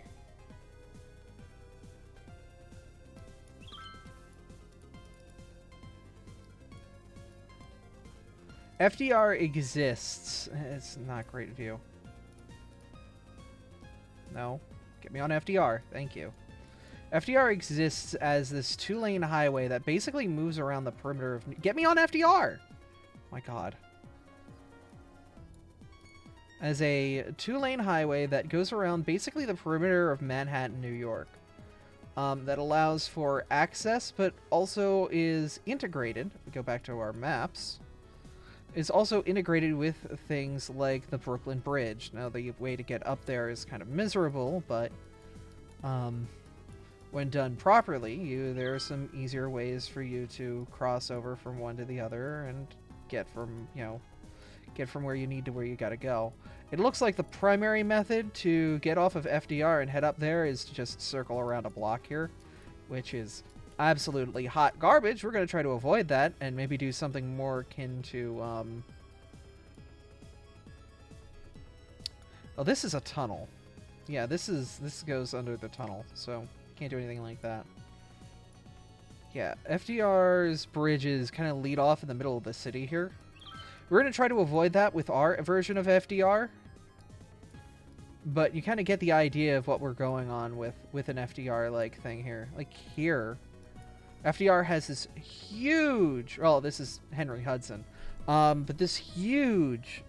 I don't know what you want to call it. Looks kind of like boobies. But it has this huge area through which cars can get off, get on, and move throughout this area. We want to try to keep traffic like that. You know, there's some definite spaghetti happening here. But we can try to make it, kind of exist. We're going to try to do our best to make something like that here.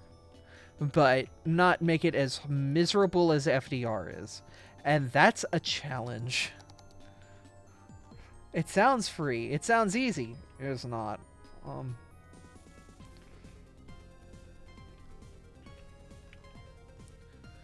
So what we're going to do is I'm just going to follow the contours here. Unfortunately, I don't have the mod that shows contour maps, so I have to do it the old-fashioned way. I'm doing like that.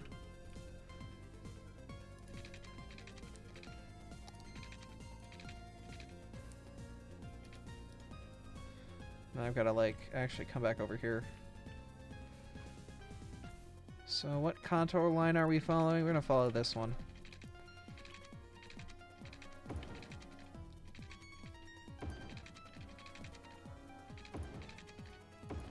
Follow this black line here.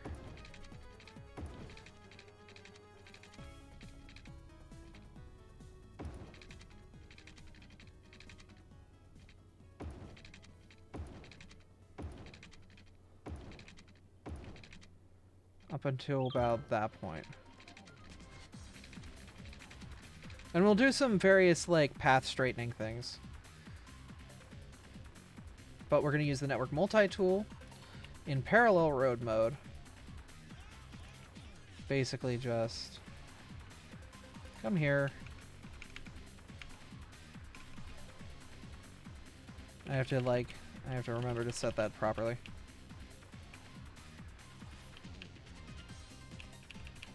We'll make this 4 meters down.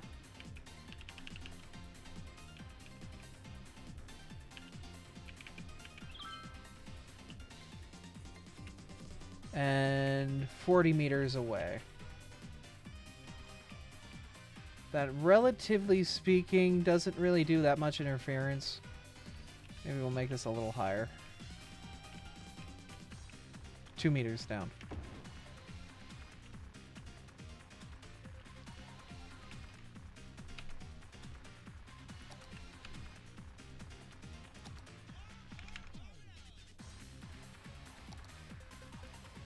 So what that has done is that it's made us a lovely parallel road here. Of course, there's some areas that we can use the network multi-tool to straighten out, like this over here to that.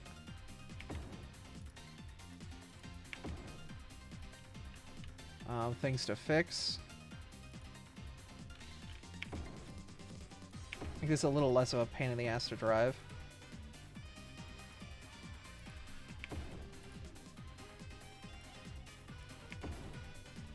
And because the nodes are all synchronized, we'll know that it's going to work relatively well.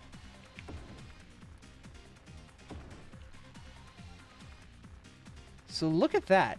Look at that parallel road right there. That actually works incredibly well. That's sexy. God, I love this tool.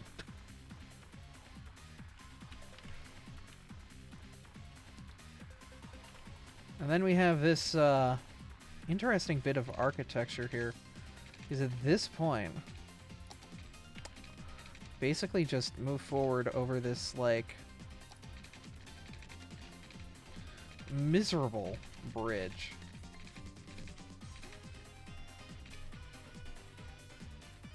Is this bridge going to be descending its whole way down?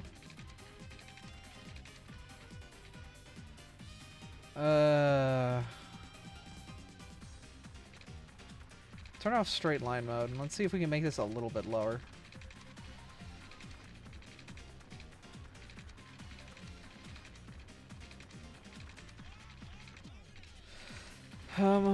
What I want to do is its landing point over here. We're going to try and figure this out as best we can. I'll raise this up to probably about 8 meters off the ground.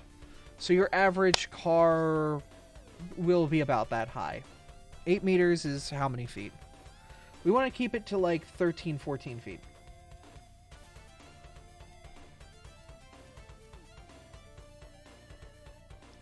Eight meters is 8 yards. No, I don't want miles. I want foot. That's 26 feet. Okay. So we can actually boil that down a little bit more. 6 foot should be fine. Or 6 meters should be fine.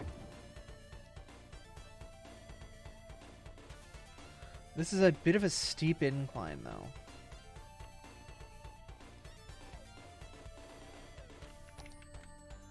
Maybe we make this a little bit higher. We could make this, like, 20 meters tall. That's a hell of a tall bridge.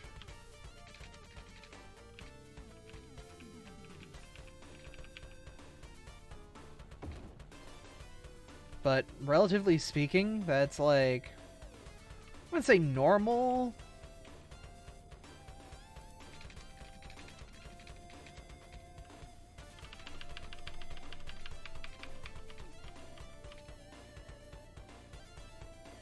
But certainly not close.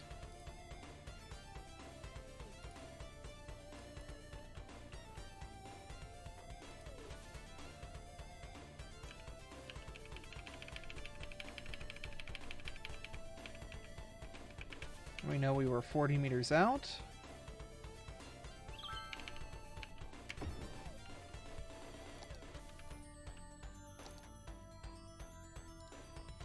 And then we just connect that. Cool. And then I want to say, you guys are ground bound.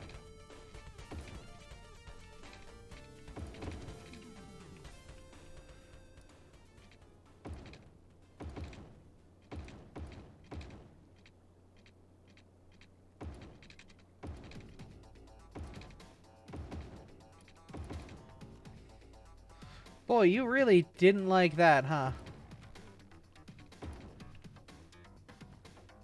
Okay.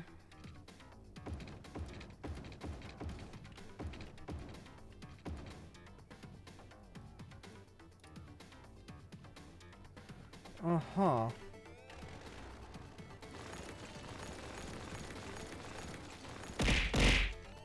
Thank you for the meat.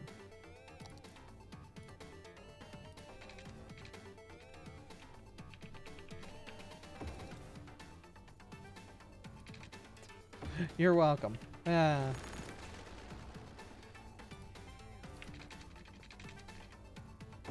we go. That's parallel. We're going to just keep lowering this down till about the point of 10 meters? Every 2. And I'm letting the game run in the background. Just kind of let the simulation go. Okay. At this point, we're 10 meters off the ground, and where are we ripping through right now? We're currently going through the industrial sector.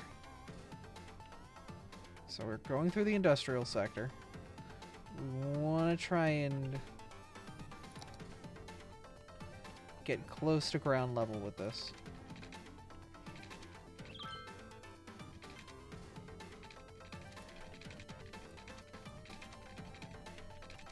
So I'm going to actually move it out to 1, 2, 3, 4, 5, 6, 7, 8, 9, 10, 11, 12.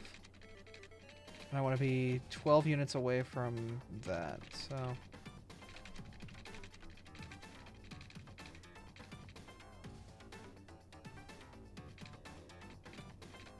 There we go. Basically, we're going to follow the train tracks out this way. And we're going to make a new outside connection with this. Which is going to be great.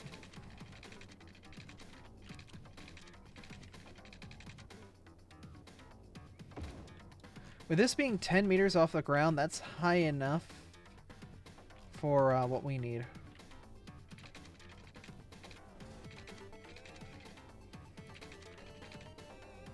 I'm basically just going to follow the train tracks pretty closely. Probably should have contour mode on just to be safe. Where's the cone? There's the cone.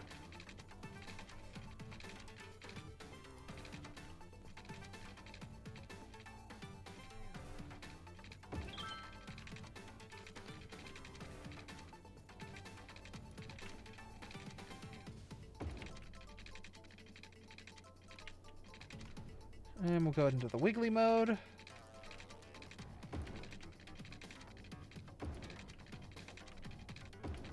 And just follow the mountain lines until we are out of town.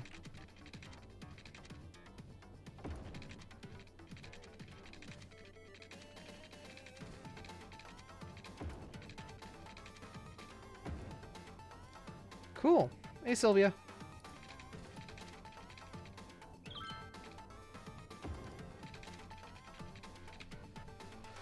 Alright, cool. So we made an outside connection here. This should be a valid outside connection. And what we're going to use is the parallel road tool to clone this. How's city game going? It's going pretty good.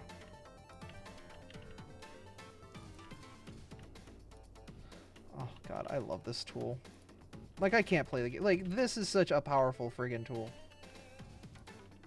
To just be able to be like, yeah, I want to go to here. And then figure it out from there.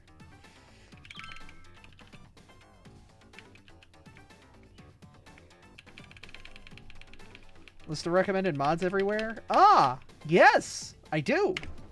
I found one online. That pretty much was my list of mods. And it was someone else's list that I'm totally bogarting.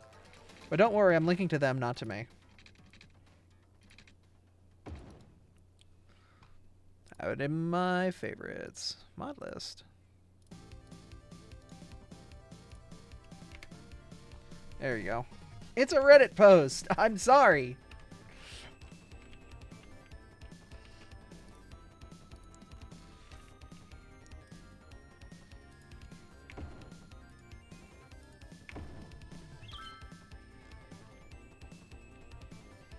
But it links basically right to Steam Workshop, so yeah, everything is there. Everything's right there, officer. You can't get me. I've got proof. I got the dogs. Who let the dogs out? It was me. Yeah.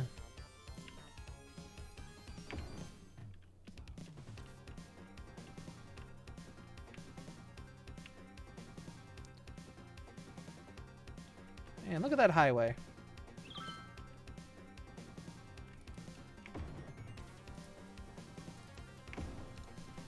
Man, look at that highway. That's a nice looking highway. We made that. Now what will happen is traffic will actually use it. I'll take a second for it to kind of fix everything in itself.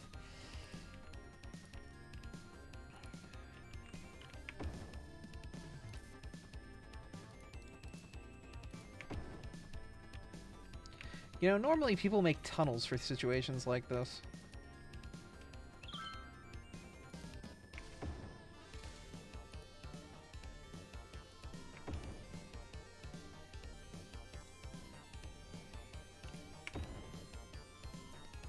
Tunnels are expensive. Yeah, well, clawing out half a mountain is pretty expensive, too. Be real.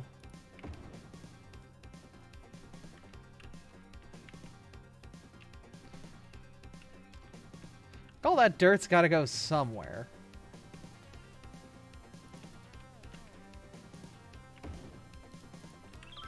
To my dirt farm.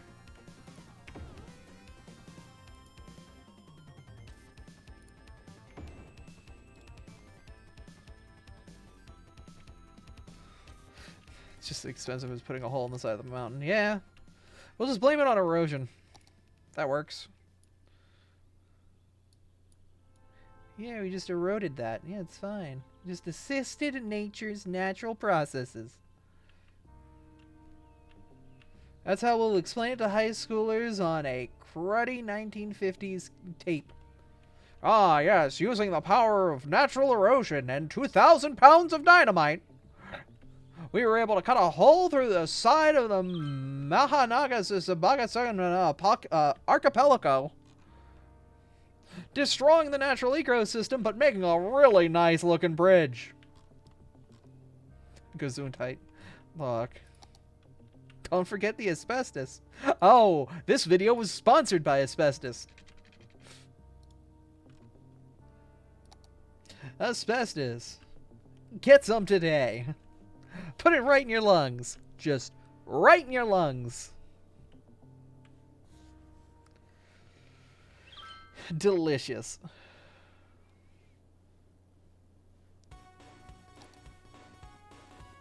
Jesus! What are you?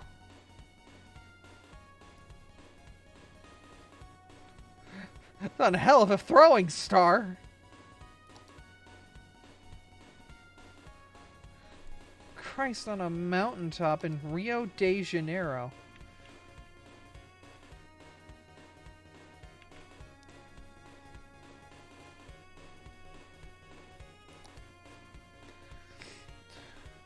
Christ on an eroded mountaintop in Rio de Janeiro. Ah.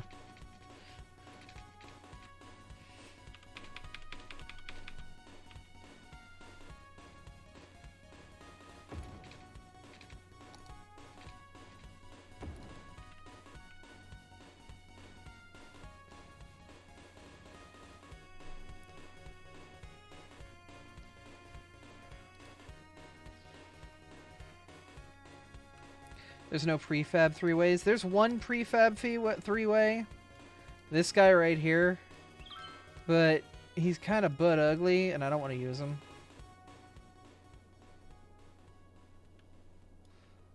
Like, eh. Honestly, I'd rather just steal the trumpet that's already made down here. But the problem is, like, this is an intersection on a curve, so we have to be a little bit mindful of that.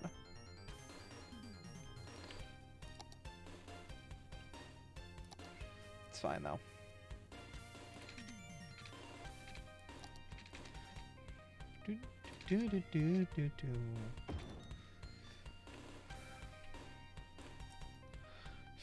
Trumpet interchanges are Hoen's greatest contributions to engineering. Okay.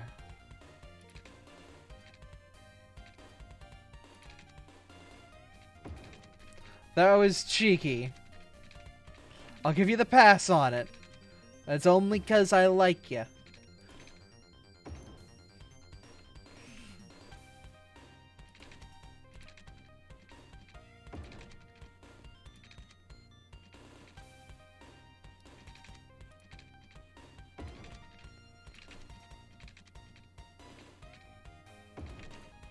Protogens are an interesting furry species. I don't know exactly what the lore is, but I think the lore is like, yo, hey, what if AI decided to make a fursona and inject itself into a robot and it made this?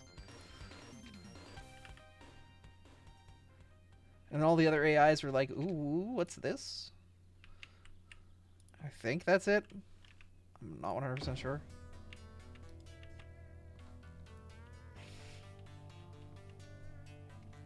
Predators were created by primogens, who themselves were created by primogenitors.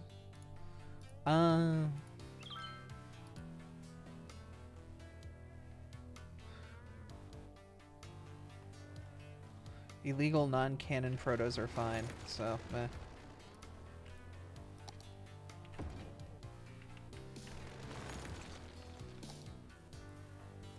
I mean, I feel like when it comes to like creating a species for the furry community, I don't like bogarting it or like locking it behind like a paywall feels like that's not gonna work. Furries are furries, unfortunately. Unfortunately, fortunately. But like, if they want something, they will have it. Closed species are a terrible idea. Well, not only that, but it's like it's like saying that nobody can make elves because like J.R.R. Tolkien made elves. And it's like, that's stupid.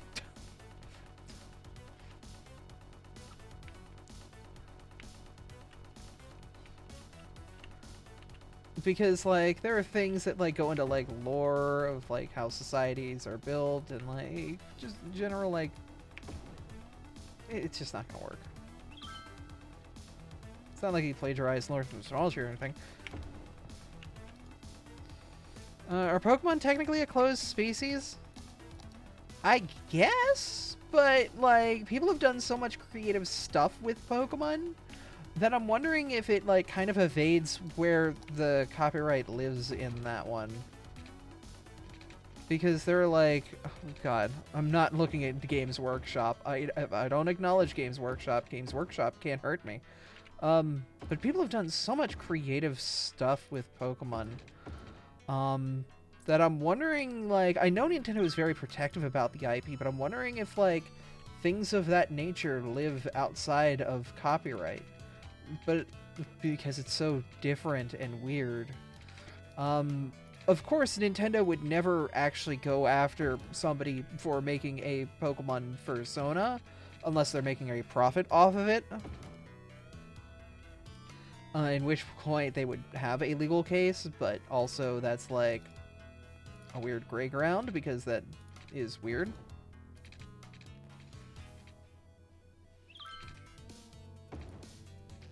Yeah, laws for derivative works in Japan are much looser, which is why there's all those doujin. Lots of Pokefurs, like Pack of Nines. Yeah, no, like, there's definitely a lot more works like that in Japan, which is cool and all. But it's also just, I guess, interesting.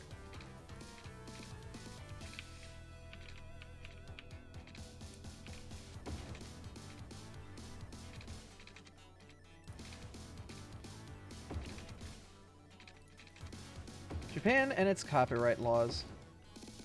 Just an interesting little world. Alright, we can fix our... Ooh, not that. No.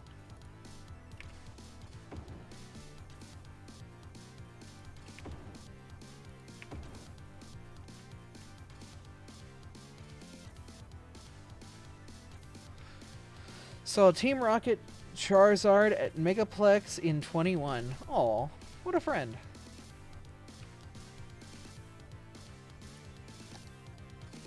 I mean, like...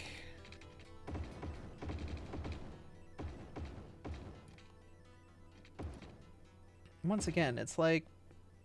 What would Pokemon Company even, like, do in that situation? Like... It's weird. That, and, like, there's so many fans and so many, like... It's more financially beneficial for them to just be like, look, just don't make, like, money off of selling your own Pikachu. like, do your own things. Just be, yeah, stream Fritz. Oh, did the stream go down? Can you guys hear me? Hello? Am I real? We can hear you. Okay. Catch more flies with honey than vinegar. You're alive.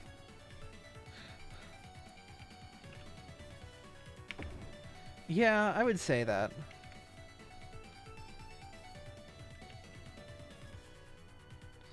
I would say that that's probably their best bet, is to just be rather, you know, safe than sorry on it.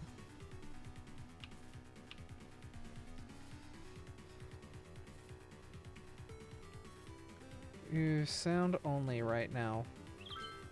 Reload? Like, reload the page and it might come through fine?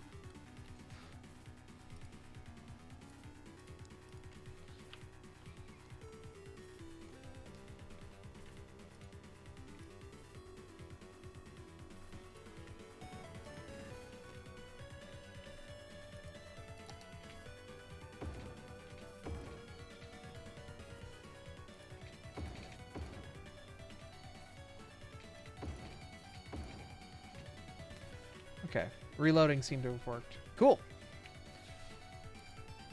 But yeah, no, like, that's a weird gray zone. But it's also, like, a zone I completely understand Nintendo just not wanting to touch. And Game Freak and Pokemon Company International is just... avoid. Avoid, don't worry about it. It exists. That's it. That just... don't do anything more than that. Don't cause problems.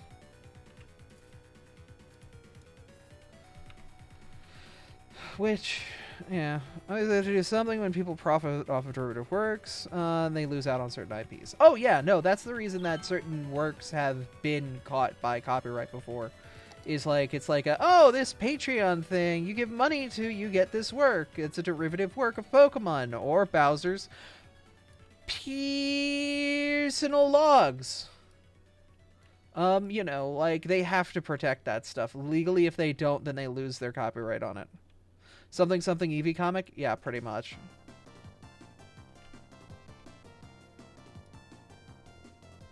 Let's just say there was an Eevee comic that got DMCA'd because the creator was creating it for profit. And it was not a kid's comic. I think that's more than enough information to get everything else you need.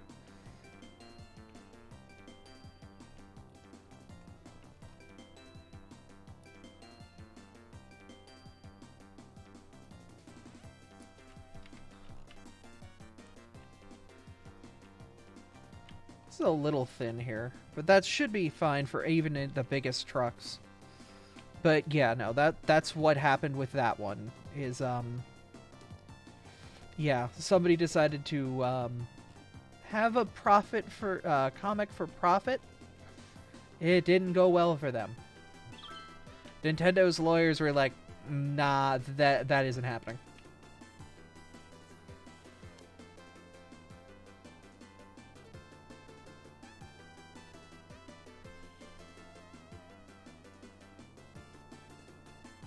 Hoenn TLD is an obvious target for them? I don't know. I mean, I feel like usually when they take down those domains, it's just them being like, look, we want to make sure no one is using this for nefarious purposes. Nobody buys, like, Pokedoll.com and uses it to sell fake Pokemon merchandise, you know?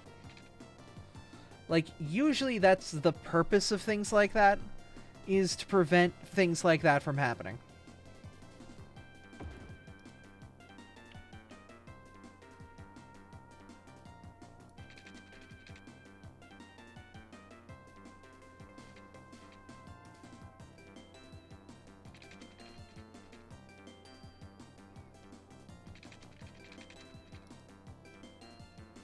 Look, we're not going to say what things, we're just going to say things.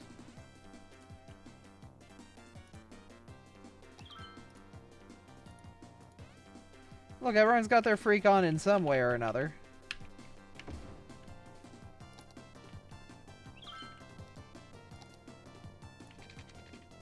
A domain's on sale for 2K. Alright, well, shows me. I'm stupid. But I mean, like, that's usually why they do something like that. Is to be protective about something like that, to make sure somebody's not using it for, you know, some purposes that they don't want.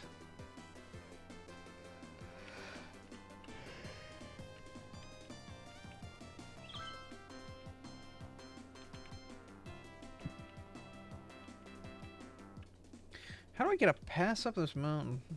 There's gotta be a road that connects to this side over here, but God, this is brutal. Like, nobody would live over here. This is stupid.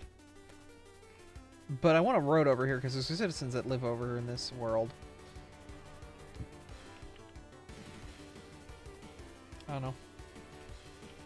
Oh yeah, we can see that this road down here is functioning because we have people moving in and out of this space over here. Which technically connects to this over here, but it's like another way in and out. It's fine.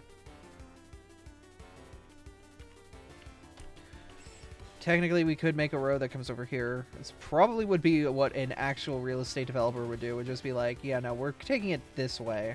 Because I am not putting a road through that mess. Challenge of road building. How to get past mountain.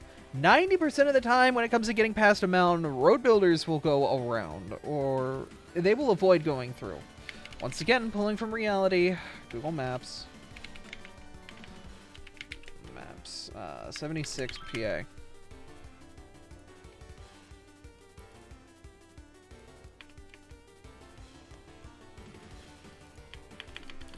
I-76 is a prime example of that.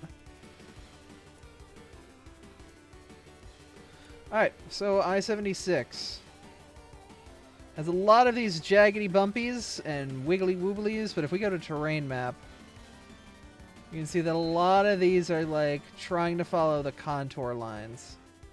Like it's following the side of this hill down, goes through this valley that's here, goes snakes through this little valley right here, comes up slowly, takes this like low point between these two valleys here, you know, snakes around here, has to do like a little bit of landscaping here, but follows that up along this ridge here, comes along here, follows these ridges, has to do a little bit of work to kind of keep itself level-ish, goes up and around.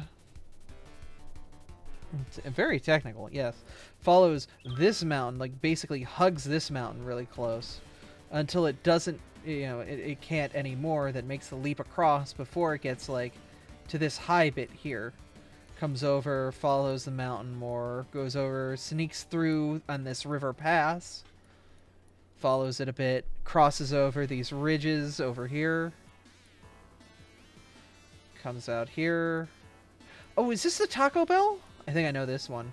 I think I've been to this exit here. Yeah, there's a Taco Bell right here. We ate this when we were really sad heading home one time. Freya and I. Oh, yeah, and it just follows these roads here. Yeah, this is straight up Pennsylvania. But you can see, like, if we head on down, like, we're just hugging mountain right now. Like, on one side of the road, it is mountain, and on the other side, it is cliff. Like, the trees are fully grown, and you only see the tops. But, you know, it's hugging the terrain. That's just how these mountain passes roads go and travel.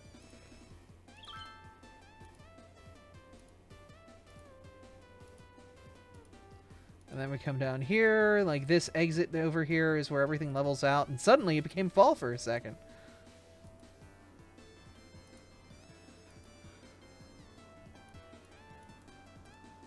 And then suddenly we're at level, and there's the Taco Bell we ate at when we were really sad driving through the state, because driving through the state is miserable.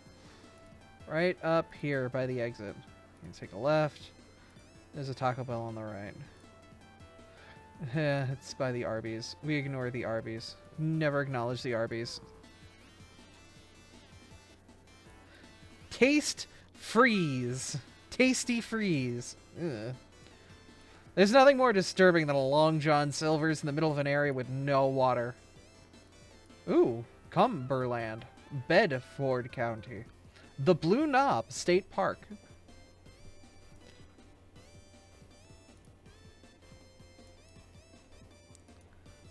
But, yeah.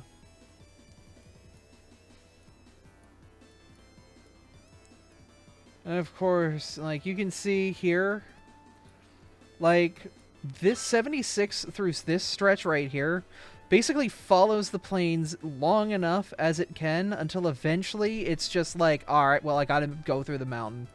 And it just does. It's just done. It just goes through the tunnel here as like, screw it. I'm going through. But it comes out in a position that's strategic because it's right when this ridge ends here. Intercourse! Yeah, it's somewhere around here. There follows this, like, slit between the ridges. And then there's a second tunnel because this ridge, you know, doesn't end for forever. And then comes through here and goes up and around and ba ba ba ba ba ba ba ba ba ba ba forever. Ba ba ba ba. But you can see how, like, 76 really wants to sneak through every pass it can. Bedford. Hey, we saw that a second ago. Oh, look, Berlin. You know. Just a different Berlin. State College is an interesting place because this is where Penn State is. So, because it's, like, smack dab in the middle of the state, like, it's crazy. Like, the congregation of people that head to State College for its big games. It's just a ton of friggin' people. 80 is another route through here. Like, 80 is basically the northern half of the state. And normally when I went from my old house down here in Philly, I'm doxing myself. I think you could find my house from, like, you know, the general me circling around a 300-mile area. Up to Erie for things. It would always have me take 80 because going on 76 is great and all, but the problem is you pass through a city. Like, 76 will eventually get to Pittsburgh, and it'll go around Pittsburgh, but it's still, like, traffic bumps. I was somewhere in that circle you just circled. Wow! We live right next door to one another! But yeah, no, this is where I'm trying to pull inspiration from with this hot road. We had this song earlier. This playlist is 4 hours long, but we've only been streaming for 3. Bullshit. Yeah, this is a JoJo.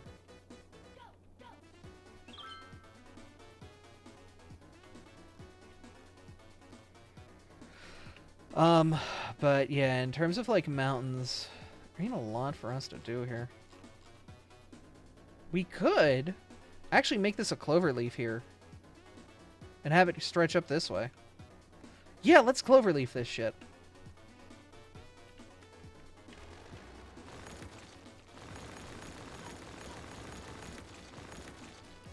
Or 2 minutes of hate for I-99. It's not my road, but if it's yours, I'm sorry.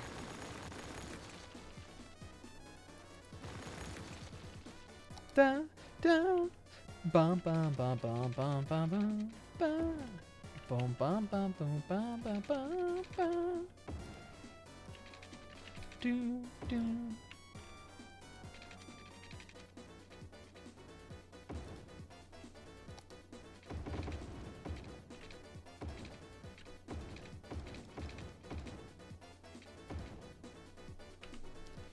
Alright, so we have our intersection here. Let's go with a prefab and see if anything fits.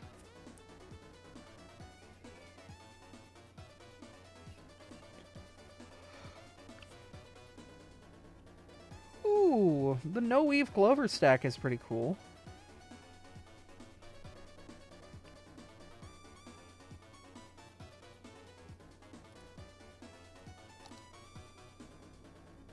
Very compact.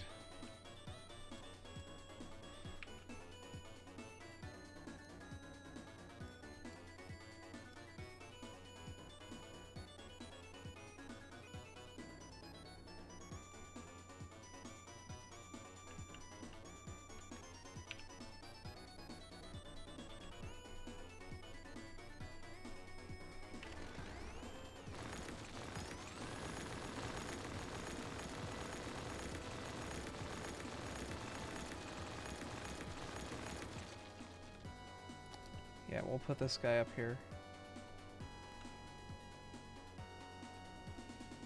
Dun dun dun dun dun dun dun dun dun dun dun dun.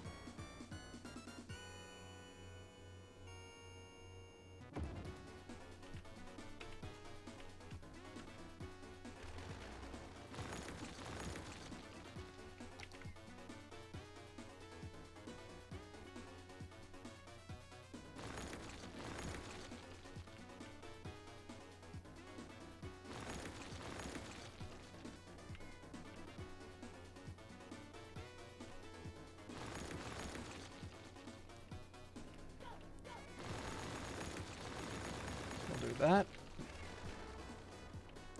And then we'll use the magic of this tool to do connection mode. Great connection. You to you.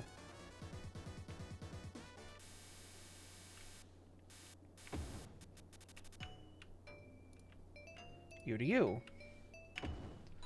Cool.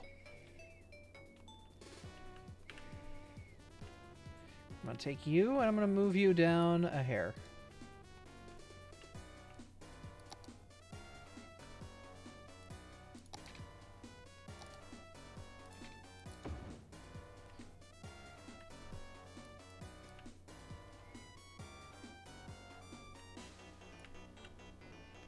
And then we're going to do a little bit of magic here.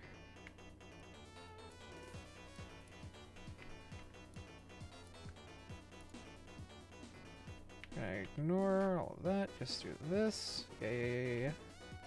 Up to here. Cool. And then we are going to just inch this guy up a hair.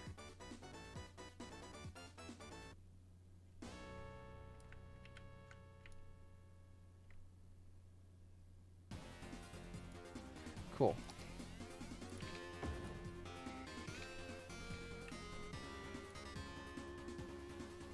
Perfect. And then we're going to use the Arrange It Line tool to fix his weird little problems. And fix your weird little problems. So you to you. And you to you. Cool. So now we've got this lovely clover leaf here, and I'm going to take it straight to hell. And by hell, I mean the backwoods. Which is fun.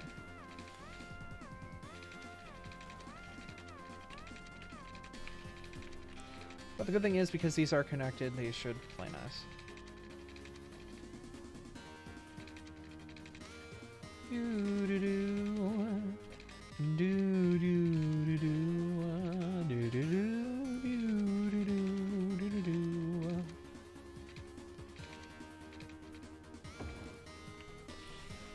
Yeah, take you up to the ridge, and then you can kind of eyeball the contour lines a little bit, but I'd like to keep it relatively sane.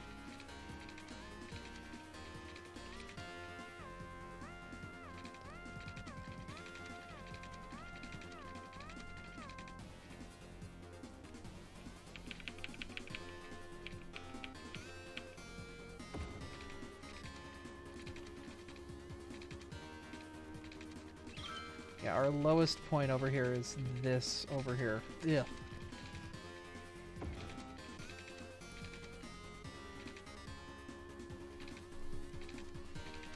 But, yeah, we're gonna have to get to up here. Duck! It's a quack attack!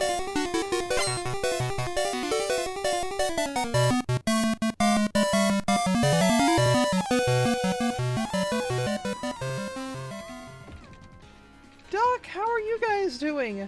Happy birthday. Obviously, I know you've got, you know, events planned and whatnot, but, you know, congratulations on the birthday. Don't know how you say that. But yeah, I hope things have been going well. Currently we are making roads similar to the way roads are done in my home state. And kind of teaching y'all how topography lessons go. Yeah. My VTuber does a lot of Abra things. Mostly because you're at twitch.tv/Abra. But yeah, we're basically kind of giving a bit of an apology lesson and city planning lesson and all that fun stuff. Which is cool. Oh, you got the card! Oh, I didn't want to say anything because they were keeping me in a secret, but I'm happy you got it. Yeah. And it's actually funny. I have that hoodie in reality. Here, I'm going to break the illusion of the VTuber. Alright? Ah, Songbird. Hi, how have you been? Late message, but hi. Here. Alright, let me break the illusion. Let me grab my video camera. I did and I cried. Oh! Alright, webcam. Here, don't worry, it's not aimed at my face. But yeah, no, nope, that's not that. And I'm gonna say custom resolution and 16:9, okay. And if I do properties and activate, hello. Ah, yeah, my real hoodie has that. Yeah. Very good. Enjoy the burgers. Thank you. Yeah. Oh my god, chest reveal. Nothing's there yet. But yeah. Very on brand. I try to be. Alright, yeah, so this is a bit of a messy topological disaster, but it works as best as it can to maintain, like, what it can with, like, the roads that are here. Repping your own merch. I don't have merch. This is actually, like, from a charity event I do called Zeldathon. But the first time someone ever drew Abby, they drew it with this hoodie on. Sorry to raid and run, but I'm shattered. It's fine. Like, I do the same thing. I have to, like, toggle the button. But yeah, get some food. Enjoy your day. Congratulations. I have to, like, figure out why the button's being weird. Alright, there we go. And then we have to connect this to the outside.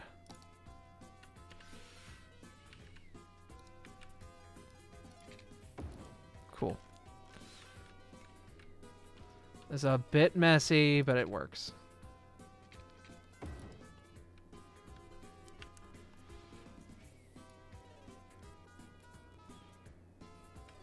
But yeah, congratulations, you have a good one, and get some food.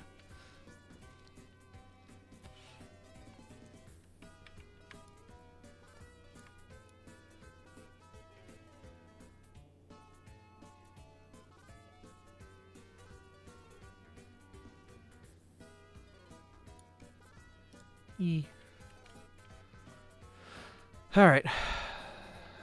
Good night. Yeah.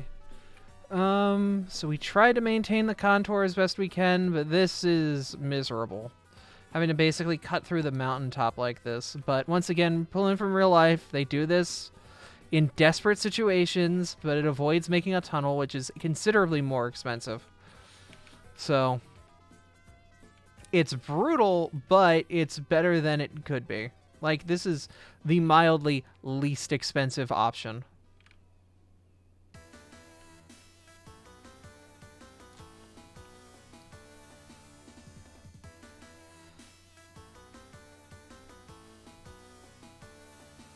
And what we could do is, if we really care to beauty this up, we could, but I'm not concerned. I'm just making a couple roads through the hills here to basically just get transport. What we're doing is we're kind of prepping the area. We took this map and we kind of divided it based on, like, what we thought the history of this area would be. So I made this starter city at the beginning of the stream, which is just very quick, very rigid, very structured, nothing crazy going on here. It's just a, you know, just a starter town. And it's here to generate revenue and generate demand.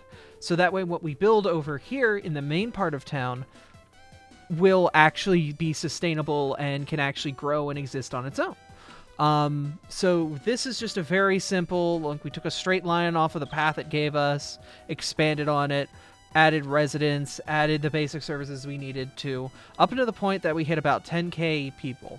At that point, I feel like the town's sustainable enough that we don't need to worry about it. It'll live on its own. Anything we do down here won't affect this area up here. They'll be fine. They'll grow naturally. And then when it's time, we'll delete them and remake the area how we want it. And it won't affect the rest of what we're doing.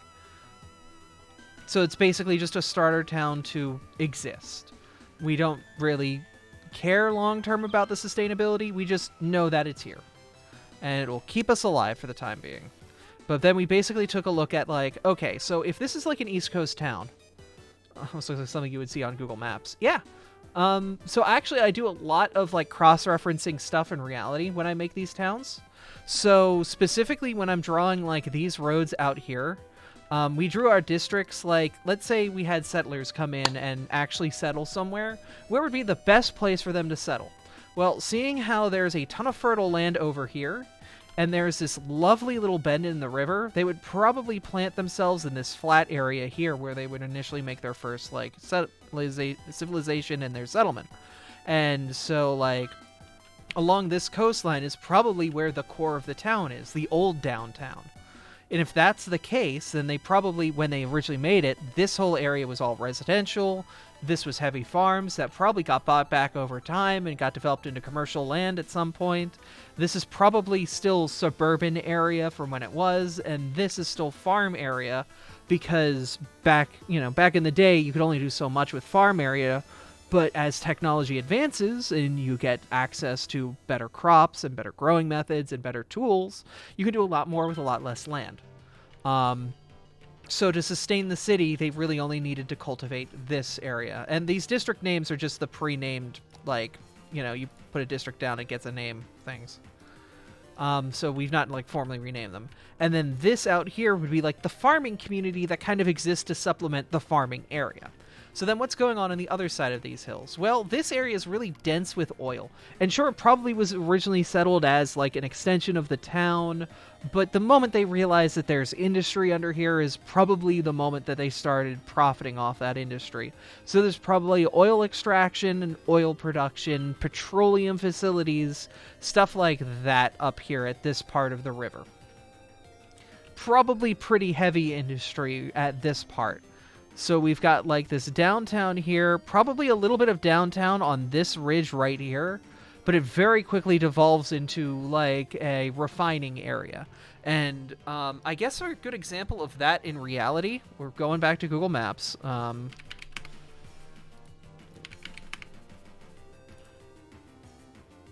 And let's take a look at Philadelphia. Specifically, I know a part of Philly that I'm going to specifically reference here. This is the Home Depot that eventually gets in the main city. But if I'm looking for something specific when it comes to the factories, I think what we're looking for is over here on the Delaware Expressway. The hell is this? What the hell is this ad? Underdog Fantasy, come play with us? Okay, Philadelphia is a little weird right now. We're just gonna ignore that. But there's like a lot of factories, a lot of large warehouse buildings, a lot of manufacturing. If we come over here, like, we can see that manufacturing happening like over here on the other side of the expressway. Ooh. Like, there's factories, there's businesses, there's, the gritty parts of the city that nobody wants to talk about, but, like, they exist. And, there's refining and oil and petroleum production and things of that nature. And it's not great, but it's a part of what, keeps cities afloat. And it kind of has to be acknowledged. Yeah.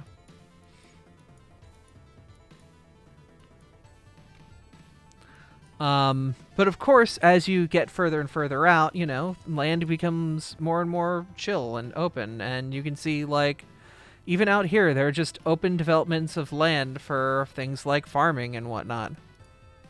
And we're not that far out from the city. Like, we're, like 2-3 miles out from the city. And there are swaths of land out here being used for agricultural development and a lot of dedicated green spaces. So we're kind of pulling a little bit from that, but also, you know, making sure we're real in our growth and development of our city. Like, of course, in the main city, it is very, very rigid with how it's set up and how everything is. But as we get down to our dock side, we can see... Oh, of course. Of course. Can't see it over the wall. But, like, there's this huge dock area where ships will come in, and these ships literally are coming in from the ocean. Like, they come in straight from the Delaware Bay and go in and deliver goods to docks that are literally right here, right in the main city. You know, they will deliver to these large industrial warehouses with these huge docks and a military base, and they still keep the military stuff down here. You know, the airport is also along here, along the docks, you know, doing all of its things. Pretty sure you know exactly where here is. Exactly. But, like, there's just so many different plants that, like, live along these roads. Yeah. Grew up in Jersey, but not Philly. Oh, yeah, no. Like, this is, like, this is Camden over here. If you wanted if you remember there was, like, that city that had a murder every day for a year straight, that's this area. I grew up around here, but it was more like up here, like away from the actual city. Like these are suburbs. Like we'll just go over here. Like these are all just white as hell suburbs. You know, every school's got a baseball park, and everywhere's got, like, a Walmart with a massive parking lot that's way too big for its own sense. Like, there's a Panda Pavilion, an Ollie's bargain outlet, a Walmart that got converted into a go-kart track. Now, knowing what you guys know about America, how big do you think the parking lot is for this space? We'll give you a little preview here. There's a thrift store for Habitat of Humanity and a supermarket. How big do you think the parking lot is here? Because congratulations, it's bigger. I don't care what you were thinking. This is just an incredibly huge piece of tarmac, all of it unused, no matter about what time of day, when you go here. Spots have not been parked in years. And that's just this area. And Google Maps has painstakingly gotten every inch of it. There's a Burger King over here. Like across the street, there's a strip mall with just as many stores. And look at how tiny the parking lot is. It's cozy, but it's fine. I'm going to say that, too. This Italian place here, pretty banging. Last time I had it was banging. Like, it's been like 5 years, but it was good back then, so I'm hoping it's still good now.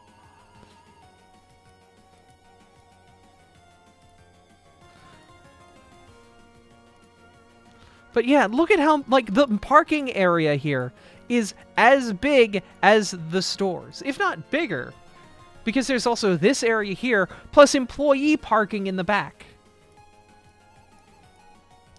Oh, also, another kicker is there's no, like, walking path back here to just have people who live in this neighborhood just walk over from here to these stores and have quick access. DQ is Dairy Queen. Yep. Yeah, there's no easy way for citizens to just walk from this neighborhood over to here and get to their stores. They have to go the long way around out to this avenue, which, if I remember correctly, like, yeah, they don't have sidewalks here. You can see the sidewalks spawn here, but there is no sidewalk on these side roads. America is very poorly planned. As an Aussie, we don't have Dairy Queen here.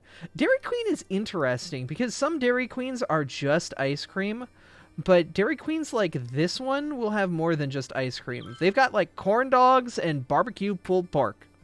You can kind of see it in the menu there. Like they'll have burgers and stuff too.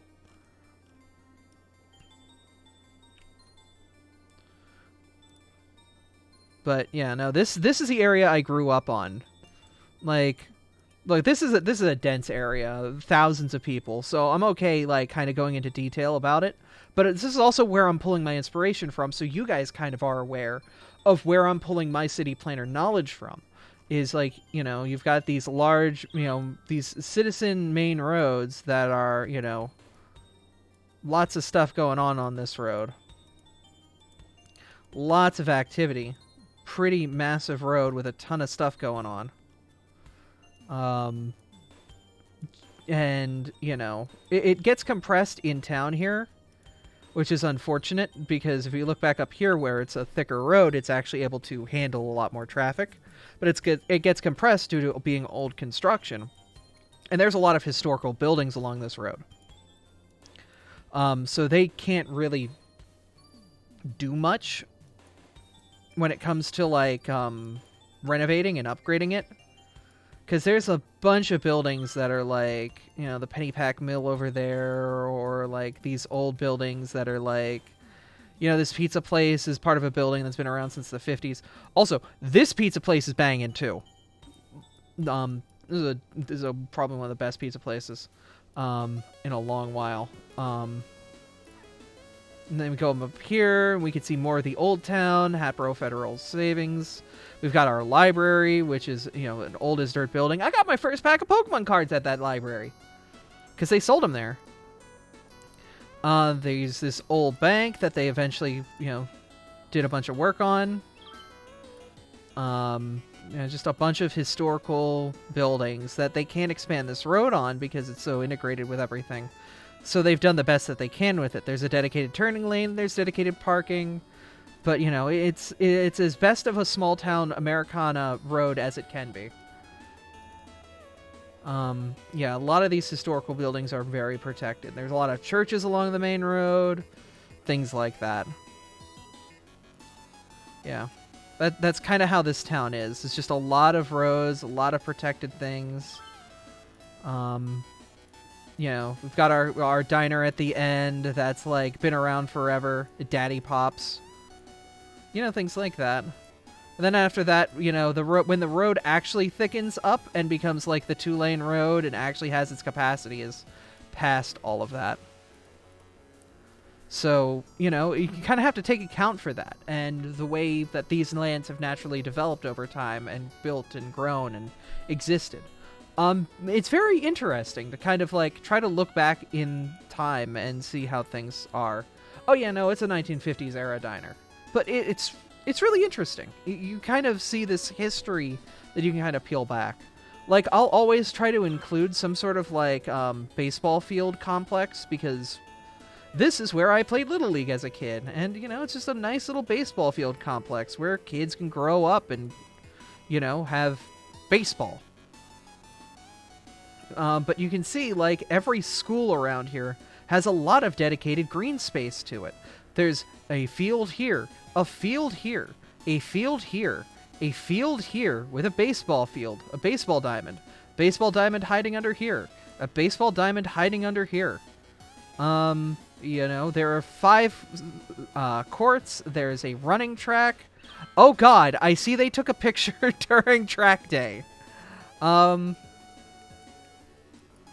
Like, this is a middle school. There's parking for teachers along here, parking for staff and facility along here. But, like, this is a completely reasonable layout for, you know, a school. It works. 2 different soccer fields. Well, rugby is actually very big in the school district. So one of the fields would be dedicated for rugby, one would be dedicated for soccer, and then one would be dedicated for football. Or not rugby. Lacrosse. Lacrosse is big. I'm sorry. I got it mixed up. But, like, if we go to one of the middle school or one of the elementary schools where we have the youngest kids, like, there's still a dedicated park space over here where they have, you know, a dedicated field where they can play and do their thing. And if we go to the high school, it's probably got the most green space out of all of them. Hatchet throwing. Okay, when did you guys get that? Yeah, so we've got our senior high school here, and there's this big walking path to so many tennis courts, a proper green space that's actually maintained, a secondary green space. We have over here a proper track and field for football, 1 baseball field, 2 baseball field, 3 baseball field, 4 baseball field, 5 baseball field, 2 more track and field spaces, though these are shared with an elementary school that's right here. And an extra track and field. Like, this is also used for track and field because you can see our, like, long jump stuff and our discus throwing stuff over here. So, like, that's for a high school of about this size. This is a 3-story building at its highest point, usually 2 stories. Probably maintains about 1,000 kids, but that's how much green space 1,000 kids use in America. Plus, there's also a nature center here, because this is all, like, green space, dedicated green space and watershed that is used for not only ground, you know, when heavy rains come, this area becomes complete wetlands, but it's also used for, like, the science classes will go out here and go and grab, like, pond water and do analyses of it and be like, oh, look at the microscopic organisms and all that crap, you know? But, like,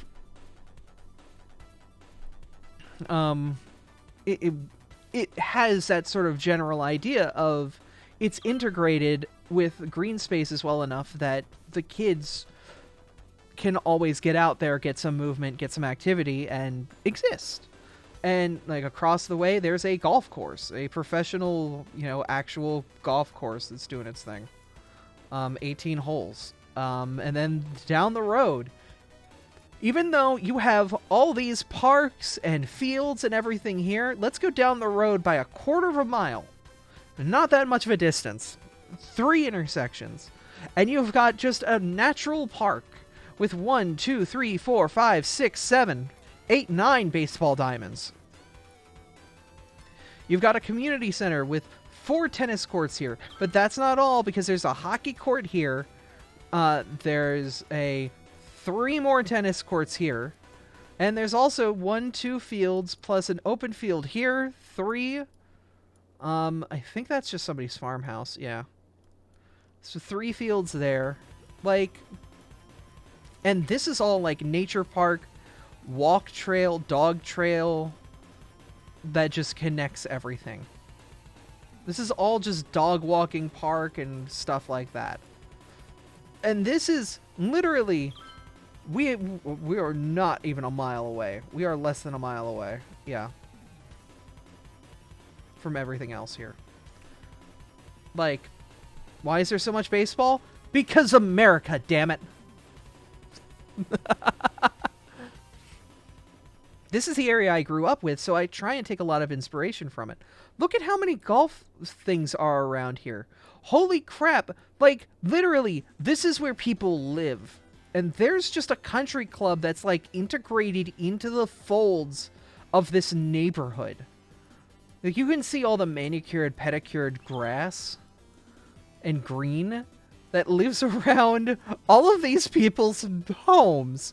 And yet they still find a place to put a baseball field and a couple tennis courts. Like, that's just what, like, this area, this suburbia is in America. Is so much more green space than you think. There's a lot of forest, a lot of really dense forests that just are interspaced between neighborhoods, just everywhere. If it's not a farmland like it is out here, then it's just green space. It's just green space or farmland, if there's any open space. It's forest, it's natural, it's... And then you immediately get into, like, areas like this, where this is a movie theater. This is a movie theater. This is all the parking for the movie theater. Like, it's just crazy.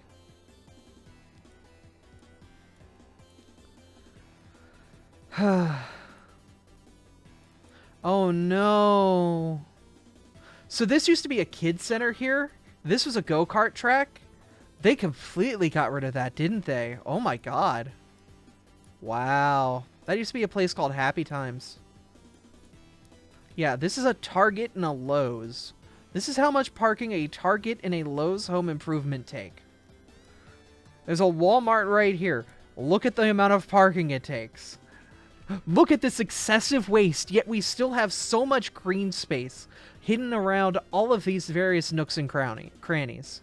Like, America's awful when it comes to city development and planning, but, like, the parking is atrocious. You don't need this third line of cars here. You don't need this third line of cars here. But yet, look at how much green space there is everywhere else. Where all of these forests are, where all of these parks are, where all of these natural areas still exist. But, by God, it is excessive when it comes to its waste. That's America.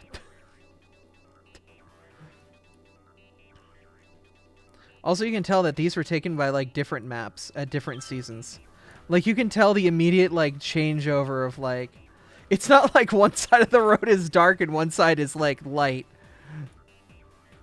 Like, it's just, like, yeah, the seasons are different. Like, you can tell, like, the trees are sadder. All this just hurts your brain. Yeah. It kind of just be like that. The whole country is like this. Like, let's go to the suburbs of Dallas.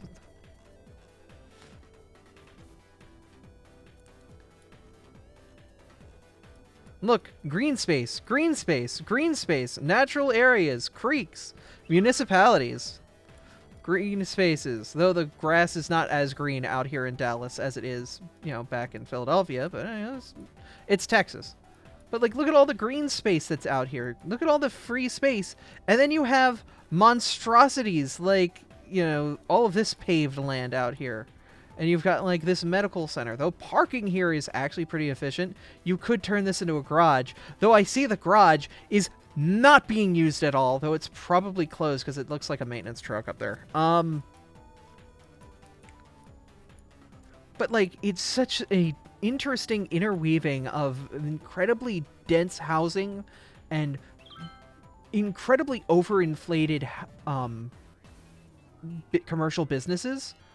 But basically anywhere that could be left natural is incredibly dense naturally and is untouched, thick, like, lots of nature. Where you're, you know, stuck, you know, in woods that are, you know, go back forever.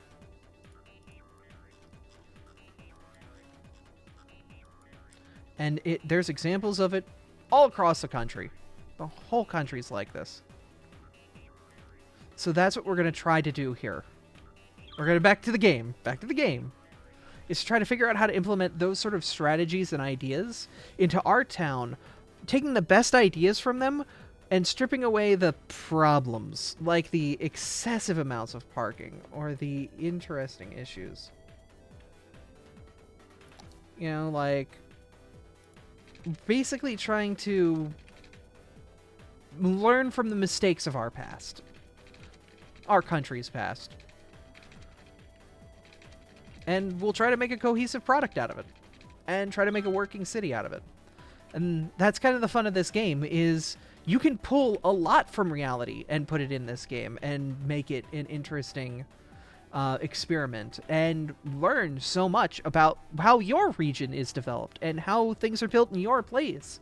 And it's this really cool dichotomy where you can see the flaws in how things are made, but also the advanced precision engineering that makes it all work. The spaghetti of highways that somehow result in amazing structures that keep traffic flowing. Like, it's incredible when it's all working, and it's really cool. Like, I think that there's a really fun, interesting sort of, I wouldn't say metagame to it, but it's just interesting to kind of, like, consider how all the pieces work together to make something that is so much more, and how can I recreate it, or at least create something similar to it.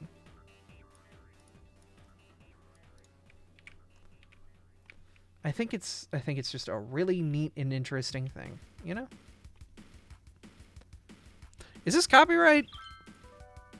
I think this is copyright. That's fine.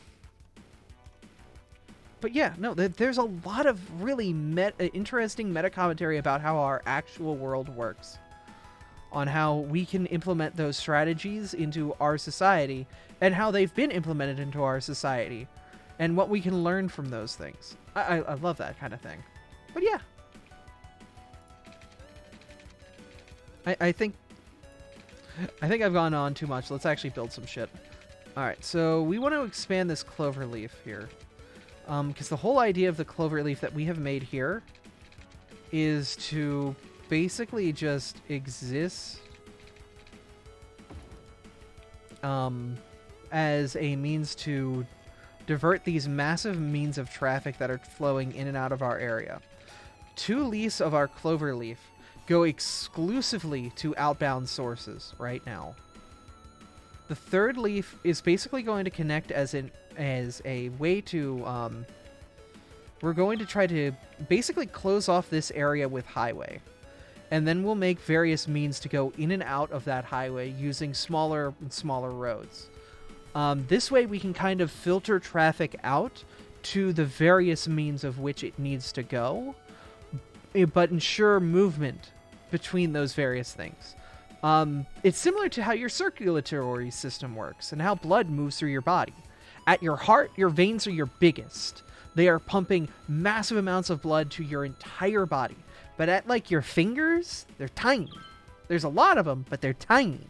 Because they don't need to move as much blood as what's at the root of your heart. And if you kind of employ a similar idea with how you build your roads, where you need big ones that are going to carry the majority of the force, but smaller ones out here where you've got, like, Tom and his cat. Tom and his cat aren't going to take up as much as the entire backbone of your town. You know? So you want to make sure that you're building roads, but you're also doing things smart. You don't want intersections every single block along this big road, like what I've done here in this quick town because I don't give a shit. But basically in a real major road like this, you would have an intersection maybe once every 3rd here, because what you want to do is ensure traffic is flowing to the bigger sub-roads, and then those roads will have intersections at a more frequent rate until eventually you're at the small roads that carry citizen traffic between your houses and stuff. So we want to try to make sure we're using that kind of idea when we build out our actual road system. Big, beefy arteries, arterials, to ensure that we're getting the traffic flow. Because if traffic stops flowing in our town, we die. Now, that's a hell of an analogy to jump to, but basically, all of our city services travel by car. Police force, yeah, they can walk around the station and do stuff, but, like, the police station's over here, and if somebody's getting stabbed over here, they take a car and drive. But if these roads are filled with commuters, the cops aren't going to get there. The crime is going to be committed, and it's going to be a problem. Same if there's a fire truck that needs to go from over here down to here, but there's too many cars blocking its path. The house is going to burn down, and it's going to catch fire to other homes. So you need to make sure that cars are flowing throughout your city with a very quick and easy movement, or else it's all going to fall apart. Because if the roads get jammed, then things like your hearses won't get around, and if dead bodies start to pile up, everyone's going to move the hell out, because this ain't Halloween Town, buddy. So they're going to try and, we want to try to ensure that all of those services are running well and running with ease. We want to make sure that no issues are coming up, and everything works pretty well.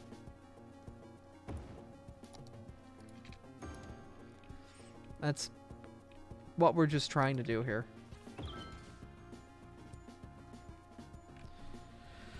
It's just smart planning. We're also going to take the time, since we unlocked it, to do the eco part out. Thanks, Tank!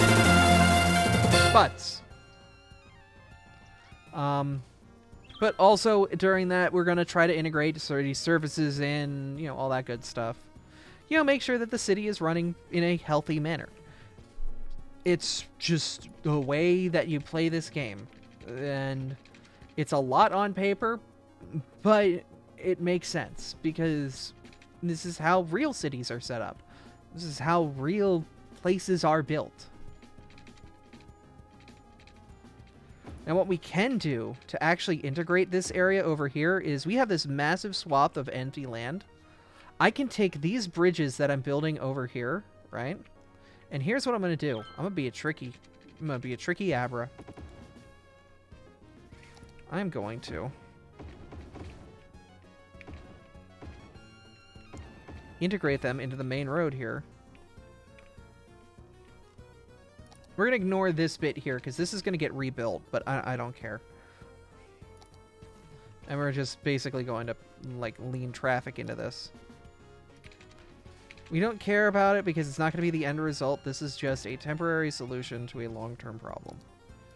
But it is not the solution that we're actually going to go with. Like, it will get fixed at some point, but not now. We'll just chill for it for now. Yeah. It looks awful, and it is awful, but don't worry, this simply exists to get people moving. You can hit that button, kind of help us out a little bit.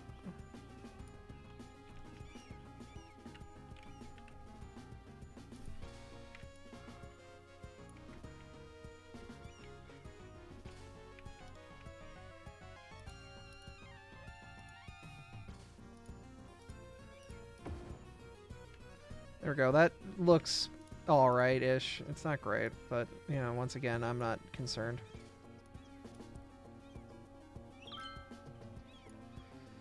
I'm not concerned.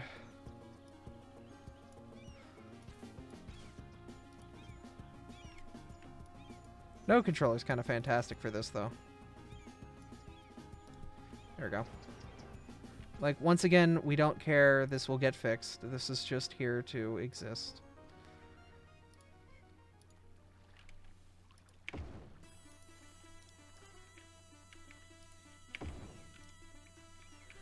Yeah.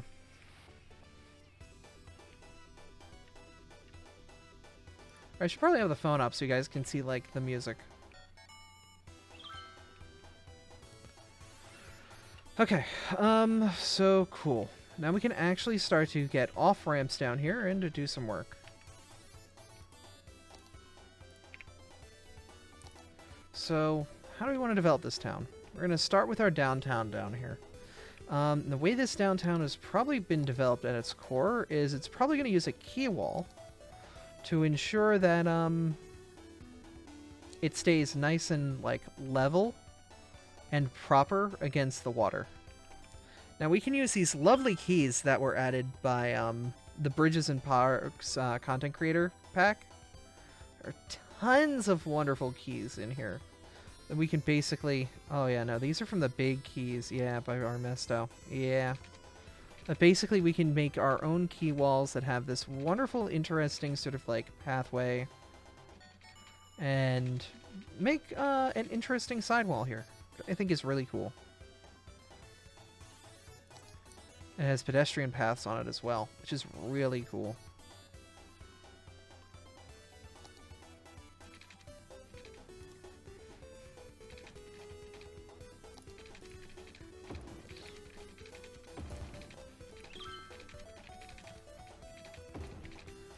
So, I love the idea of keys along rivers, especially ones with pedestrian paths along them. We have a wonderful set of keys along our river here in Pittsburgh, where I live. Once again, doxing myself to pull from a real source. But I'll show you guys what the waterfront looks like and what it does to integrate keys with walking paths to keep a balance of everything. To make a very interesting but lovely waterfront.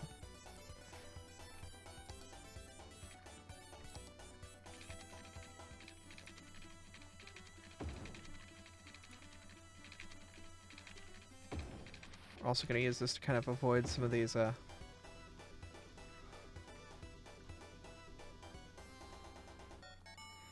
yeah, cool. Key up this wall down here and then move this along here.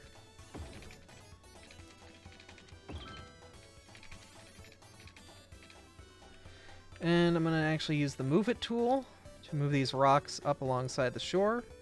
Because there's some really neat rocks, and I don't want to get rid of them. But it's going to get rid of them when I put the keys down, so I'm going to move them up here. I want to grab all but the power pole, actually. There we go.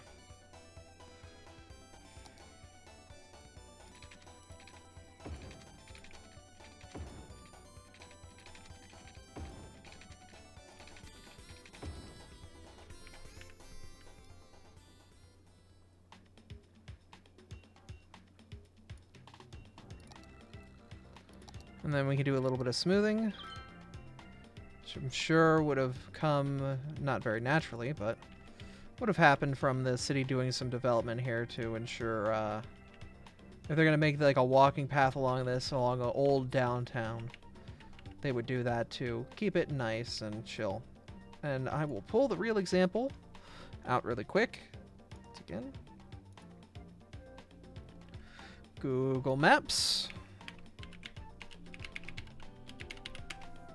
Not gmaps.google.com, maps.google.com. Okay, maps.com, google.com/maps.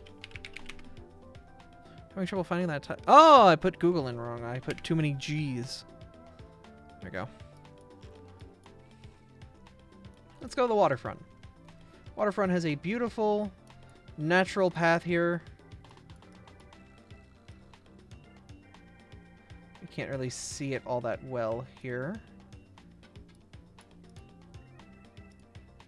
But there's this natural walking path that goes along the water side here. Yeah, it's very difficult to tell. But there's also a path over here as well. And you can see that this has a more natural key wall at certain points, turning into a regular key wall.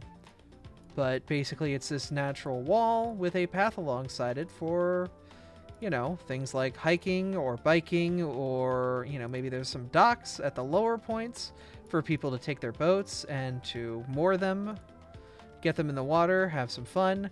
Yes, the water is normally this color. Don't ask questions you don't like the answer to.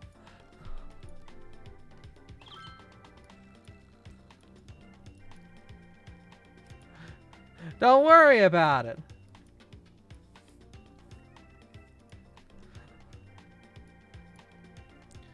But yeah, it's very interesting. Once again, Pittsburgh is a very industrial city. So that's a problem, I will say. Definitely doesn't help with what happened with Ohio. That's a very short distance away. Just not, you know, just make sure you've got a filter on any water you drink. So what's important? Make sure your water is filtered. But yeah. Along the waterfront, you know, some nice key wall stuff, some very interesting features. It works, it works. We move the rocks up a bit, kind of get them a little bit closer here. And this also kind of helps shield the water from the more natural development that'll be happening over here. Yeah, works, it works.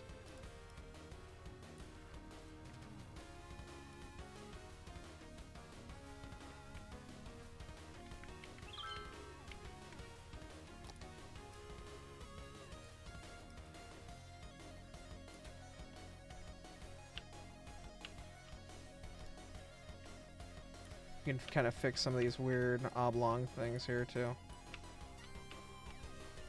Yeah, some of these like descending poles here.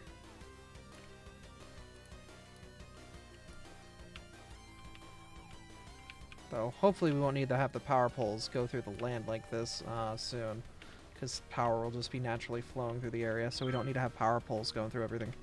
Put something in the water to make you forget about it. Exactly! It's called liquor.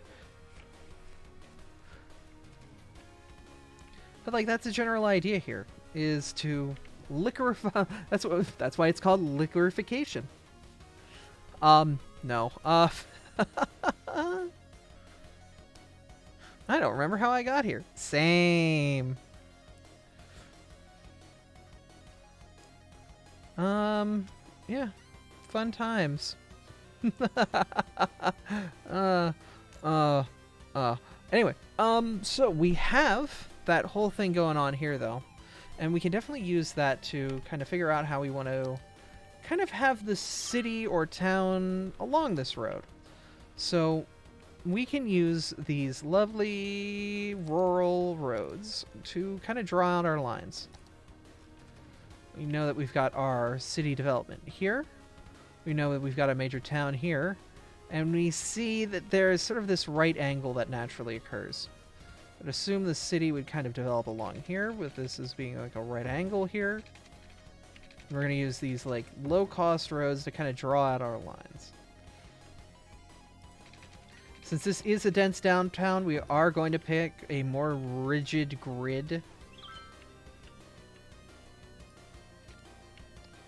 But we're kind of just picking our main roads right now. Probably would come out to here and then adjust itself to be more along the shorefront, so more along like this way. If it's going to be at an angle, I would say 135? No. 155?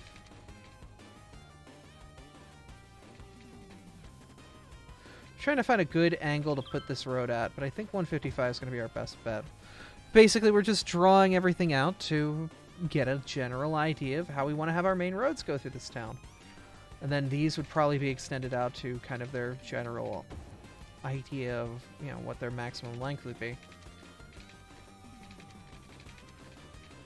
Once again, just kind of drawing out what our city center would look like. And it looks like that we will have an intersection over here with this road and an intersection over here with this. Alright. So we've got kind of like this sideways, oblong, kind of weird road here. That's fine. It's going to kind of do a weird branch out over here. But eventually we'll come up over here.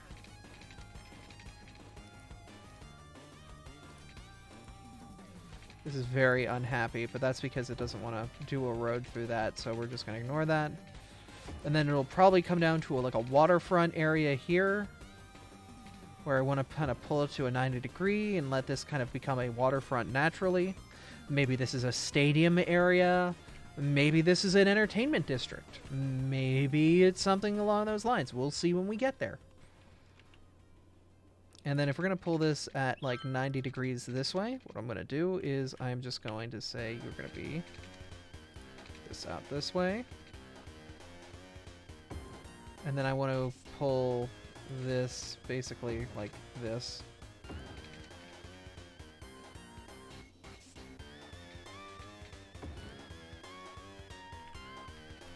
And we're going to find what angle works here. So probably like this.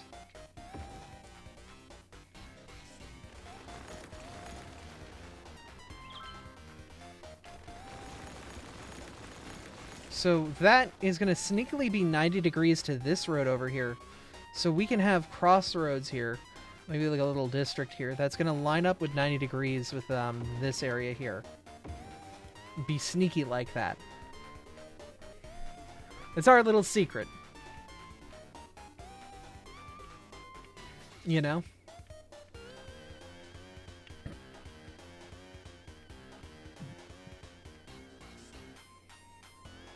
Oh, we said this district would end somewhere along here. But we know that it's going to continue on up here. So I would say you would probably do. So there will probably be a main road that goes through the middle here at some point. We'll just draw it out here.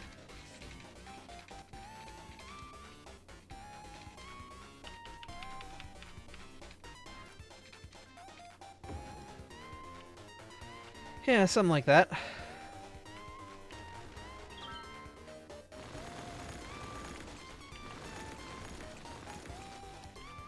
And we're going to fix this up really quick.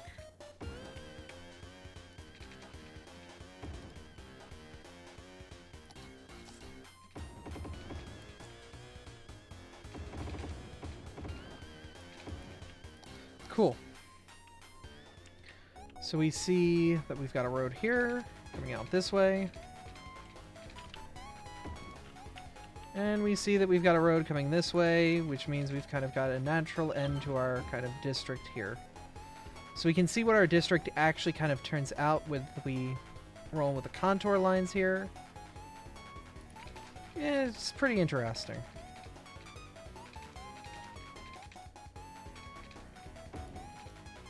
Maybe we do another crossroad through here.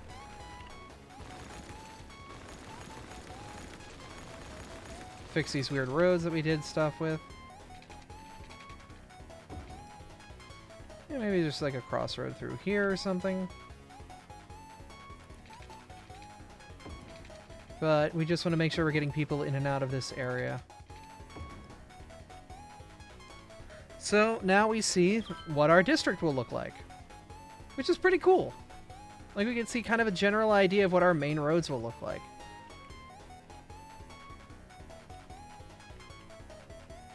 And we can kind of build around it.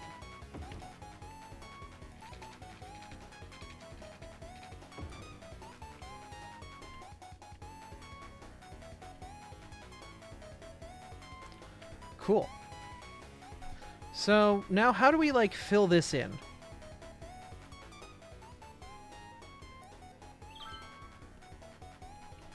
Well, what we want to do is we want to, we're going to upgrade these to a proper center avenue, a proper main street for our downtown.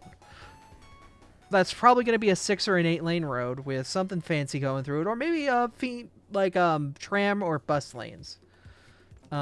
Because if we're going to do some sort of mass transit integration into this, we want to make sure that it's integrated with our generally main road structure. Or we can go against the grain, and we can kind of pull trolleys interweaved through large residential districts. We're basically just trying to figure out what works. What is, what do you think is going to be the better option here? What do you think would be how it would be developed in a city? Seeing how this is a very coastal city, I could see them using trams. I could see them using some, some interesting small to medium size.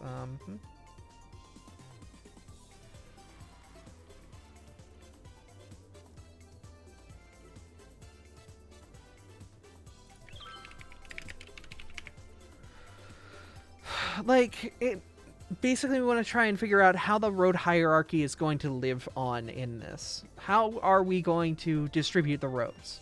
How are we going to figure things out?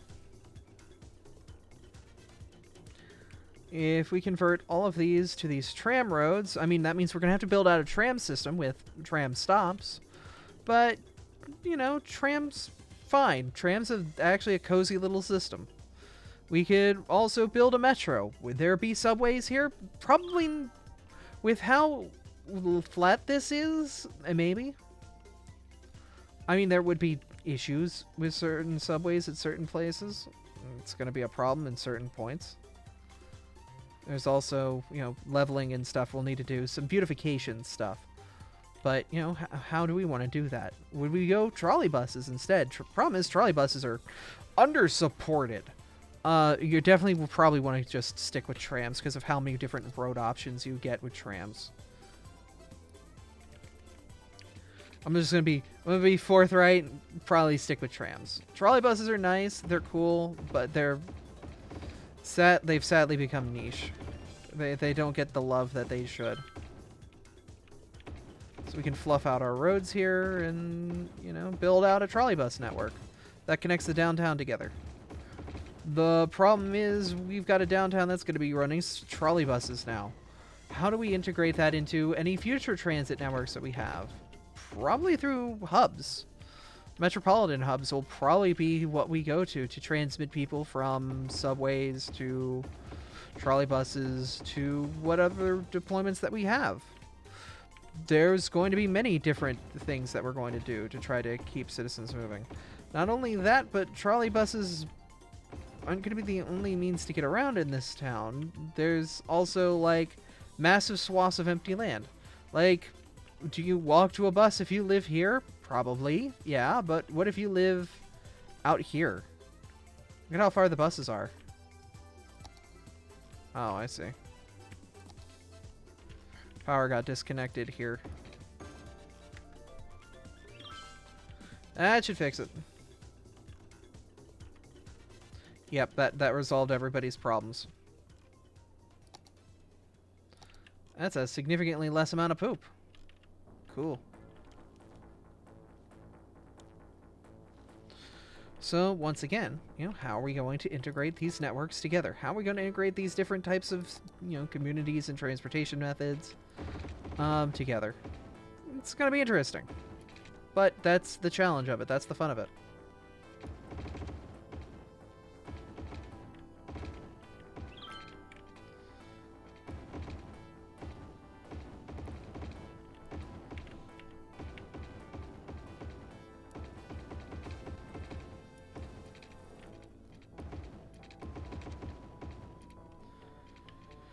We're going to have this sprawling transit network, this big trolley network.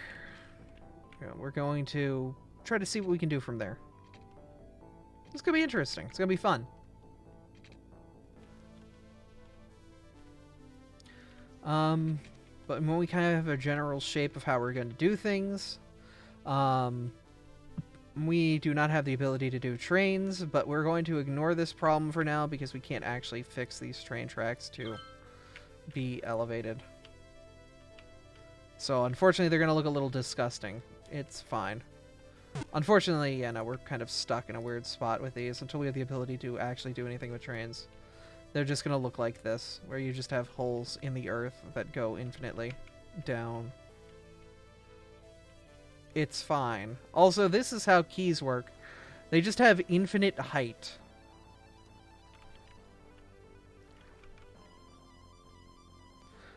But we will fix it, and it's not going to interfere with the roads.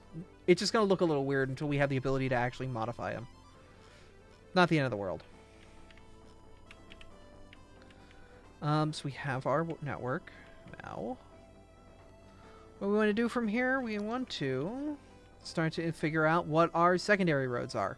So we have these massive roads. They have 6 lanes and a trolley bus. They have 6 lanes with a trolley bus and these lovely trees. What's the next step? Well, not a trolley bus, a tram network. Well, we could go smaller. We could go 4 lanes with tram tracks, or maybe actually 6-lane road with bicycle lanes. If we want to encourage biking in our town, what we can do is I'm going to use Ron, wherever Ron's at.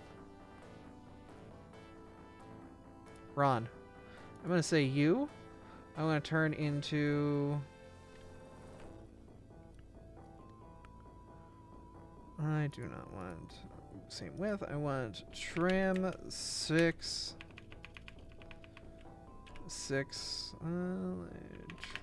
Tram. Why did I was thinking Lady and the Tramp. Wrong one. So I want a 6-lane tram with bike network. What if I go bike? Large, wide tram road with bikes. There we go. And look at that. Lovely power of mods. We now have bike lanes everywhere. The bike lane! Which is cool.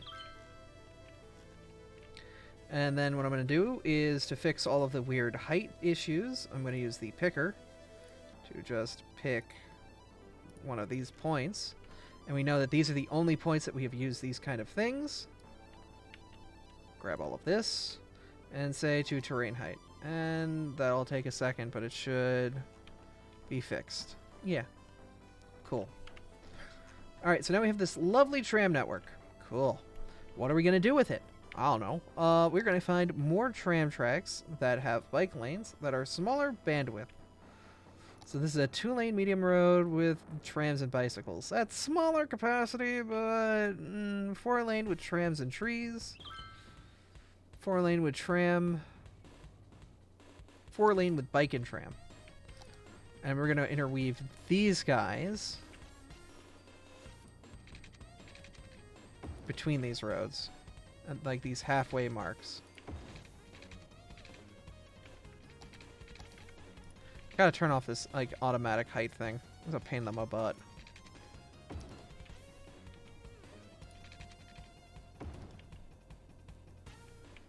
Basically just grab at the height.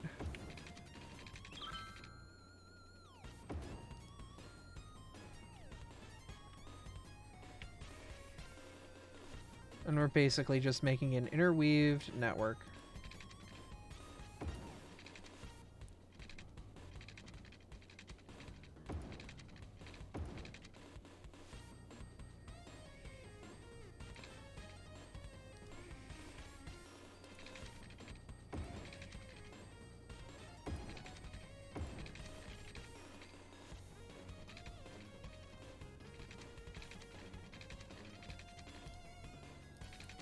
Interweaved bike network with interweaved transit.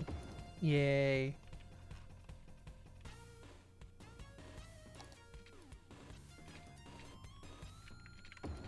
There we go. Fix that.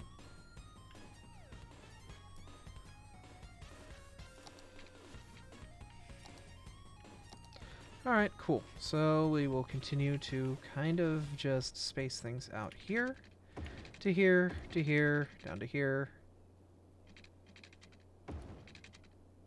And flesh that out there. Cool, cool, cool.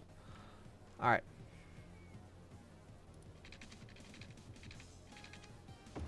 Now we have all these little pockets of urban development that we can put in.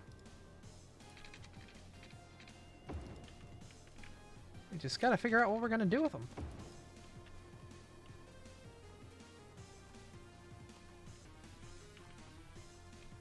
Because we've got all these little transit networks here and all these little blips of vehicle stuff going on. Like, what are we going to do with them? Well,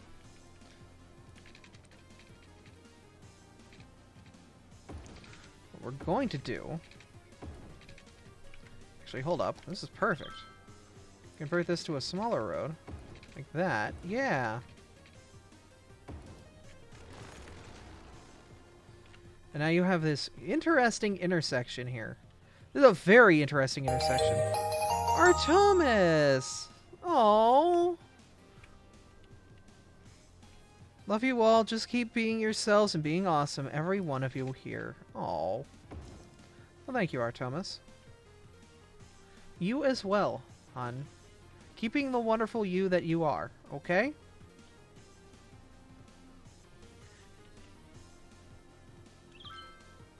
Alright, so we've got this here, that there, a bit more definition going on. Yeah.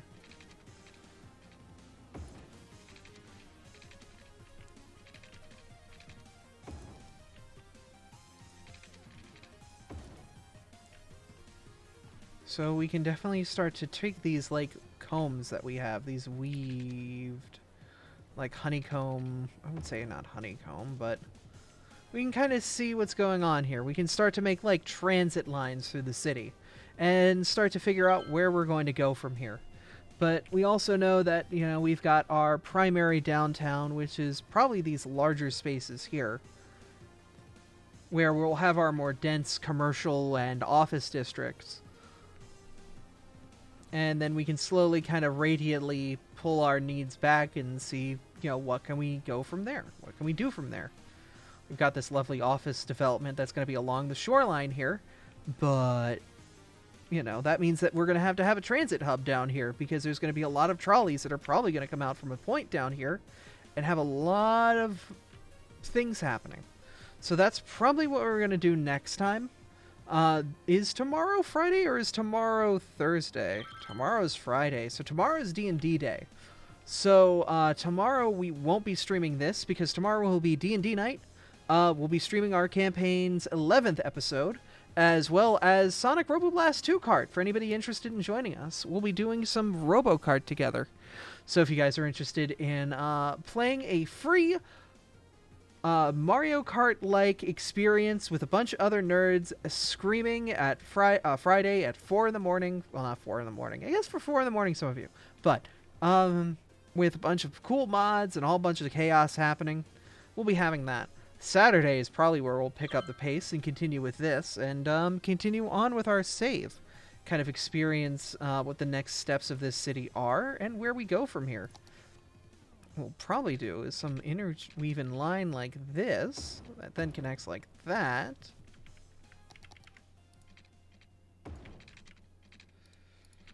Like that.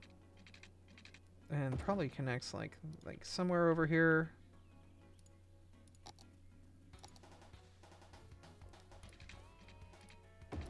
Like that. There we go. That's an interesting little line here. Here we go. Cool. We can lift that up a little bit, and yeah, we'll just... This whole thing will be elevated when we can actually get the ability to elevate. So we'll have an elevated train just go through this area. It's unfortunate that I can't elevate the trains here, but it is what it is. We'll do what we can. Yeah. So, we've got this interesting little borough here. We've got this dense... I would say... I don't know if we're going to make this the tourist district, or if we're going to keep this as like a waterfront with some, like, you know, bigger attractions, like maybe an amusement park or a central park or something like that. We'll kind of leave it up in the air and kind of figure out what the citizens' needs are and figure out what seems to be cool for this kind of area. And of course, you know, continue along and play around with things and figure out what works best and keep moving forward. There's a whole lot of stuff always going on, and a whole lot of interesting things, and all that good stuff. And we'll see where we end up, and hopefully wherever we end up, we've got a successful working city. We've also got to do some filling in of the capillaries, medical term, to kind of fill in these areas and start, you know, actually constructing them, which we will do. That's just a lot of busy work, though. So I may do that off screen, so that way you guys don't have to sit here and watch that process happen. But yeah, we can see what our main roads look like. We see this very woven city. We see these large, big roads that, you know, will slowly kind of weave themselves down into smaller sub-roads. And we don't want to try to pull many, you know, main things off of these big roads. We're going to try to keep as many interactions onto these smaller sub-roads as possible, to try to keep our traffic focused in diverting from these larger roads unless they're traveling through in these spaces. And that's how we'll kind of keep things managed here. We'll kind of keep our citizens and our movement kept to properly spaced out pockets. We'll also have to put a couple exits for the interstate up here. Probably one over here in this section, and one over here in this section or on this road. Once again, we're going to try to aim to hit these major big six-lane roads, because we want the bulk of our traffic on those. We'll probably also have one up in the hillside as well, so that way it's getting properly interacted with. Maybe this one. This one might be a good candidate to get traffic down to the city. So we might delete this road and make this more 90-degree perpendicular to this main road here. But yeah, lots of interesting stuff that we're going to do. We'll probably continue this save on Saturday. Either Saturday is going to be that, or we're going to do Ocarina of Time. But we are going to pick this save up. So if you're interested in following along more and learning more about how I play this game and how I try to integrate more realistic stuff into my playthroughs and pull from, you know, more reality rather than just make a grid, tax the grid, and win the game, and try to make an interesting city that feels like it could be real, then yeah, please follow the channel, join along, and, you know, hopefully you'll get to learn something. I'm going to save the game here. We'll just call it Rock Valley, because that's the name it gave the town by default. Yeah. And let's go find a friend to give a little bit of love to.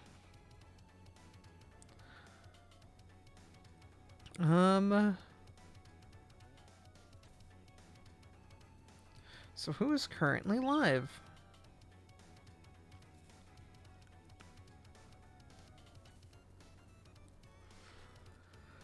You know, we went from one VTuber to another, so if you guys want to watch a lovely ferret do some Sonic Adventure 2 randomizer, we're going to go give Leroy some love. If you guys don't know Leroy, they are French, they are fantastic. They're currently doing an SA2 randomizer, and I think that you guys will enjoy them a ton. But thank you guys for coming out and watching. Thank you guys for being here, and I hope you all have a wonderful night. You are all fantastic, whether you're here naturally or you're from Ducks community or wherever you are. I want you to stay fantastic, I want you to stay wonderful, and I want you to have a great evening. Thank you again for being here, thank you again for watching, and thank you for being fantastic. And hi, Ruby! How are you doing? Thank you for being wonderful. Sorry I had to go and get food yesterday, but go watch Leroy. Leroy is a wonderful friend. He's raided us a ton of times before. We're going to give him a raid back. Watch some Sonic Adventure 2 randomizer. Enjoy a French ferret. And, you know, just have a wonderful night. Wherever you are, whatever you are, whoever you are. Enjoy the rest of your Thursday and enjoy your Friday. And I'll see you guys tomorrow for a D&D stream. Good night.